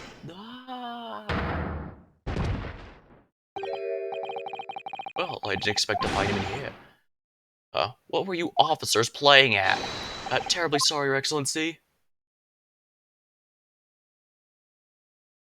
I was coming to tell you that the rickshaw has arrived, Eugen, and it's a good job I came by. Yes, thank you for dealing with him, and I'll be here shortly. Oh, Your Excellency. Haha. Trial's over, I'm not Your Excellency anymore. Merely your father's friend. Seshiro Jigoku. And may I say, since I saw you last, you've taken on a more dashing appearance, Susato. Did you know all along, from the start of the trial? A judge sees everything, Susato. I couldn't let you take the risk. If Seshiro here hadn't known and then he'd recognized you, I had a word in his ear beforehand, as an old friend. Alright, so we do know that Mikotaba's been shoving his weight around, but we also— yeah, even in the last game, they made it clear that Kazuma-sama— oh great, even I'm getting into that— that Kazuma Sogi had a special reason for going to Japan, and apparently it was supposed to be a special mission. Apparently something so big that it can't be let out that he died and was replaced, which means he can't have been there just to be a student to study law and that's it. He had a secret mission that would be a big deal if found out he died before he could fulfill it. So Seshiro, shall we? Yes, having ruled the case, we now have various diplomatic issues to address. Before you go, Father, I'm sorry, my dear, we shall have to return to our earlier conversation at a later date. Well done again, both of you. You did admirably. Oh, thank you very much. What'd you think of my Sesshoreau sling, huh? It's been a while since I've sent a man flying like that. Ha ha ha. Well, it's a good thing his connections were able to get us to work as the defense lawyer in this case, but this means that he has a lot of questions. We've got a lot of questions we need an answer. What could Father be hiding from me about Giselle Brett, about Dr. Wilson, and now it seems, according to the reporter, about Kazuma? I'm going to have to bring this up with Father sometime when nobody else is around. Judicial Assistant Miko Taba Esquire, could I have a word? Oh, yes, of course. Soseki-san, what is it? I think perhaps it could be fate we're meeting again like this now. You see, there's something I need to tell you. I believe that I may be related to the reason why your father summoned you back from England. Just have to hear. Please, Soseki, please tell me at once. Oh, I will. As you know, my time in England was, terrible. Cursed, and I have no doubt. Such awful things I was embroiled in. Thank goodness Naruhodo Esquire stepped in. After he secured my freedom, I couldn't wait to get on a ship back to my homeland. Having arrived in Japan, I submitted a report about my experiences at the Ministry of Foreign Affairs. Next thing I knew, I had a visitor. It was your father, Professor Mikutaba himself. He wanted to ask me all sorts of things about my report. My father? He seemed to be especially taken with a particular part of the report. Anyway, he left eventually, having thoroughly quizzed me. But that was the very next day he sent the telegram to you asking you to return to Japan. What was it then? The particular part my father was interested in? I don't really know exactly. But do you remember them? Those two terrible cases I was caught up in. Of course, I can never forget. Your father seemed to concern himself mainly with the second case. The second one, you mean the one Mr. Sholmes forbade us to talk about in the public. Which is why the only case involving you with any member of the public is aware of is the first. Well, I don't care, I don't have to listen to what the dastardly detective says. Anyway, the point is, it seems that case somehow holds the key to all these curious unanswered questions. That horrific, hideous case, the haunted lodgings.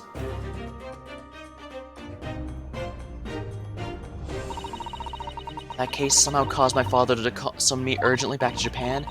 I thought the whole business was over, but it seems I was wrong. Perhaps this was only the start. Perhaps the story is not yet told.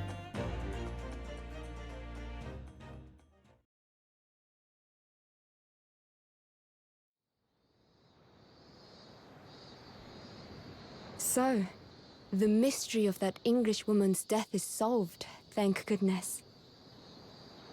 And having stood in the Supreme Court now, I think I can comprehend a little better. How you must be feeling as you fight for people's freedom in a foreign land, Naruhodo-san.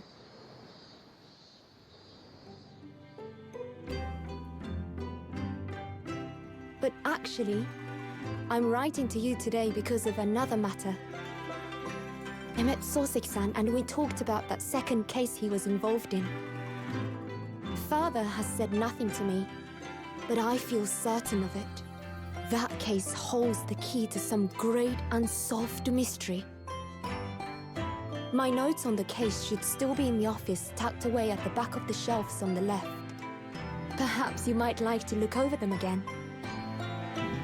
Today, for the first time this year, it feels as though summer has arrived. The sky is a brilliant blue. It makes me long to see you again. Yours, Susato.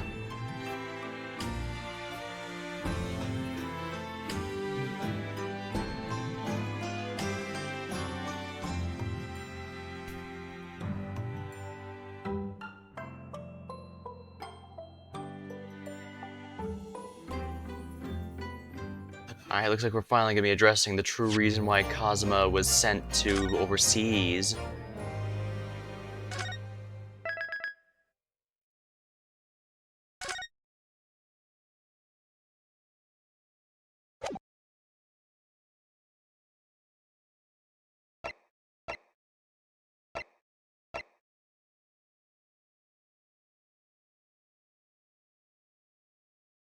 think we're gonna start this a little bit just because we'll have there's gonna be a lot of stuff at the start we need to prepare for.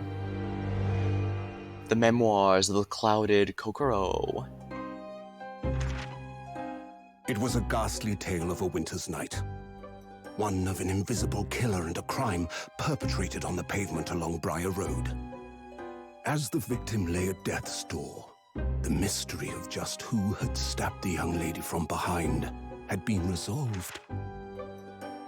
But no sooner had my friend saved that Eastern Exchange student from his harrowing plight than in the dim, flickering shadows of gaslight did a second bizarre crime rend the stillness of that very night. I dare say most can still recall the sensational headlines of the day. Haunted apartment of death, the condemned criminal's curse, the dread demon of coal gas. Yet, though the great detective had at once discerned the truth upon his arrival at the scene, it only proved to be the overture that announced the rising of the curtain on a most tragic play.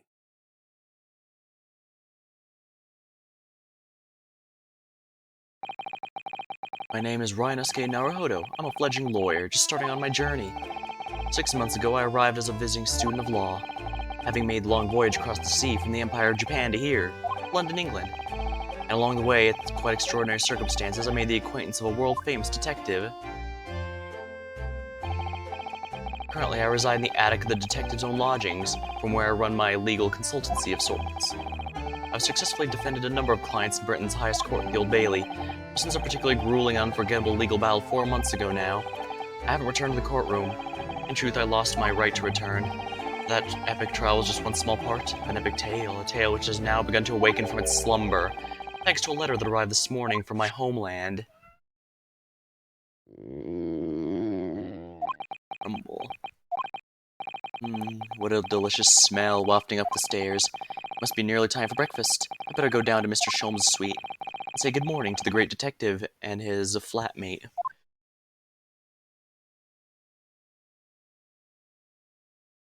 "30th of August. Sholmes' suite.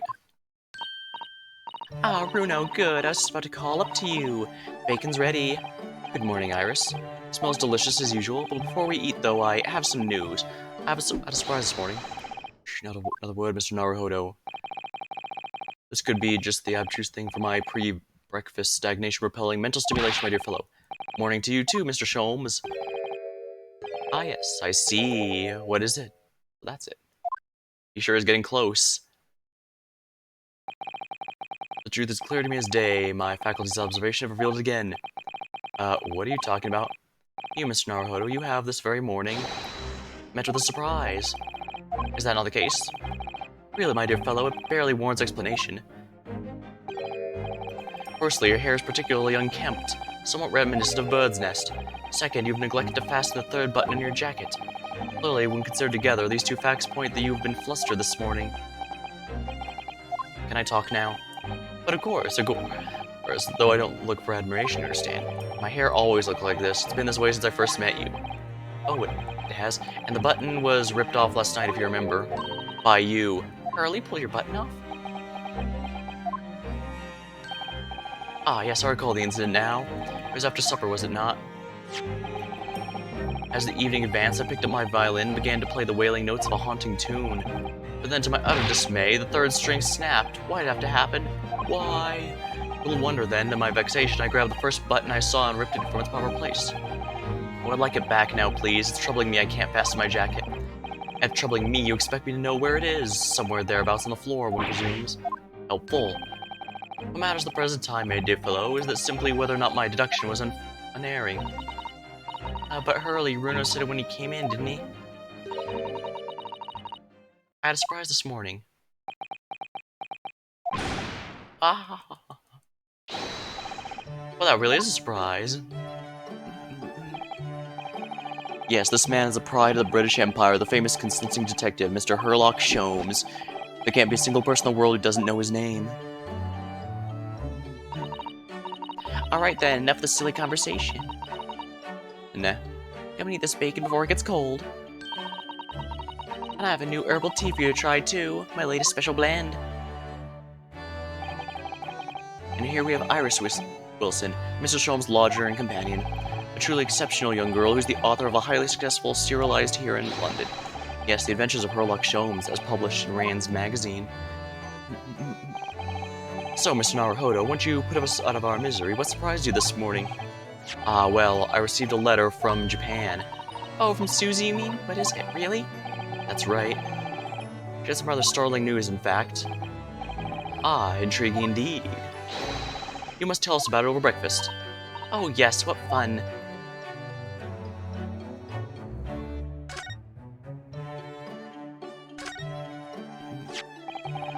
Alright, well this is the letter that arrived from Japan this morning by International Post. Oh, how lovely. Look at Susie's beautiful handwriting. I wish I could read it. And how is your judicial assistant faring, I may ask? She's very well, thank you. In fact, according to what she's written, she actually appeared as a lawyer at a Japanese Supreme Court and won a case. Oh, really? Isn't she wonderful? A cut above your good self, my dear fellow. I've won cases too, you know. Apparently, Mr. Natsume appeared in the trial as a witness. Natsume. No, I don't recall that name. Of course you do. We helped the man twice. You know, in those 2 cases that took place on Briar Road 6 months ago. Ah, the mustache twitchy man, the somewhat beeline eyes and the mustache. He didn't have 2 mustaches, Hurley. Yes, who could forget those 2 cases? They made a very deep impression on me. Although I must confess, the details are a little hazy now. A very deep impression they made on you, clearly. So it was this startling news penned by Miss Susato. Do you remember the case of the haunted lodgings, Mr. Sholmes? Ah, yes, it's very interesting, you know. I don't feel entirely uncertain the case of that nature did not occur. He's totally forgotten, then. Anyway, in her letter, Miss Susato asked we read over her case notes again and investigate further. It took place half a year ago. For what purpose? It was something Mr. Natsume said to her, apparently. He suggests the real reason why she was called back to Japan so suddenly might have something to do with that case of the haunted lodgings. Oh. On Mr. Natsume's return to Japan, Miss Susato's father questioned him about the case, she says, and something Mr. Natsume said appeared to trouble Professor Mikutaba, prompting him to send that telegram. Oh, that case, yes. It was very strange, wasn't it? Yes. And I compiled the whole story into a nice, neat manuscript ready for publication, too. But then Hurley here was all funny about it, remember? He was very mean. The story must not be published, you said, very mysteriously as well. Really, I said that? Are you sure? Do you perhaps know something about it as well, Mr. Sholmes? Why Miss Susato was suddenly told 4 months ago she had to return to Japan immediately.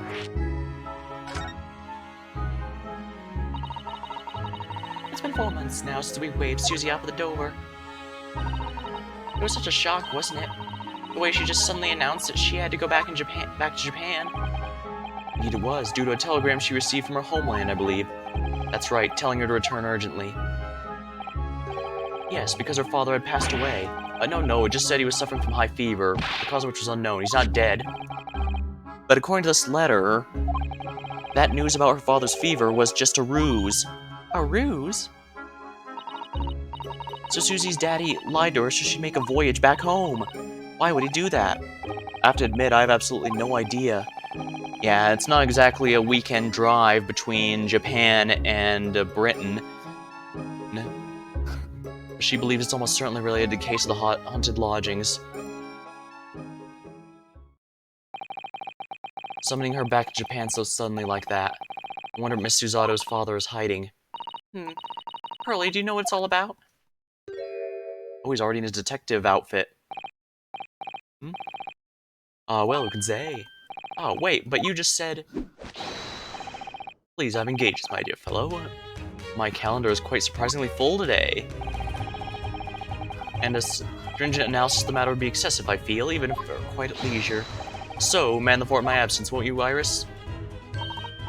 I will, Hurley, don't worry. See you later.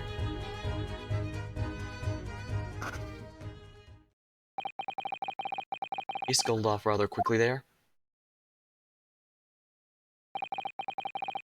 think perhaps Professor Mikotaba isn't the only person hiding something here. Soseki-san was involved in 2 cases, but one of them was forbidden from being published. By, of all people, Mr. Sholmes himself.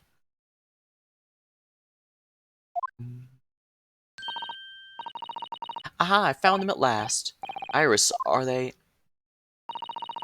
the notes about the case? That's right. That's right. Susie and I compiled them together. The case of the haunted lodgings. Do you want to read them, Runo? Absolutely. Thank you, Iris. I have no idea what the secrets could still be hiding in the shadows of this case, but perhaps if I read over the notes again, something might come to light. That's the spirit. And so, Iris and I decided to read over the case notes again together, everything what happened to our investigation, and that fierce battle in the court that followed, reliving every detail. I just need to find a clue, and I have all the time in the world, because of course, I'm no longer allowed to practice law in the courts of Great Britain.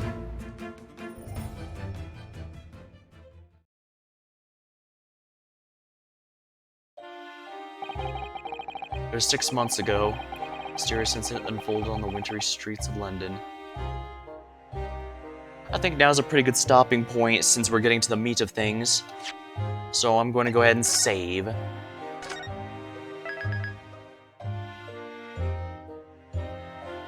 Alright, things are only heating up. I may take a break here and there, but this is a really good mystery. And the good news is all the times I keep getting stuck is because he didn't figure it out. All the explanations make perfect sense in hindsight. Including the ones, that I got stuck on, but... oh well. If it pleases the chat, they may make fun of me for it. Alright, well, thank you for watching. Hope you had a good time. I save these VODs for as long as Twitch allows, or if you want to see some of my older VODs, I have a link to my YouTube channel and my About page.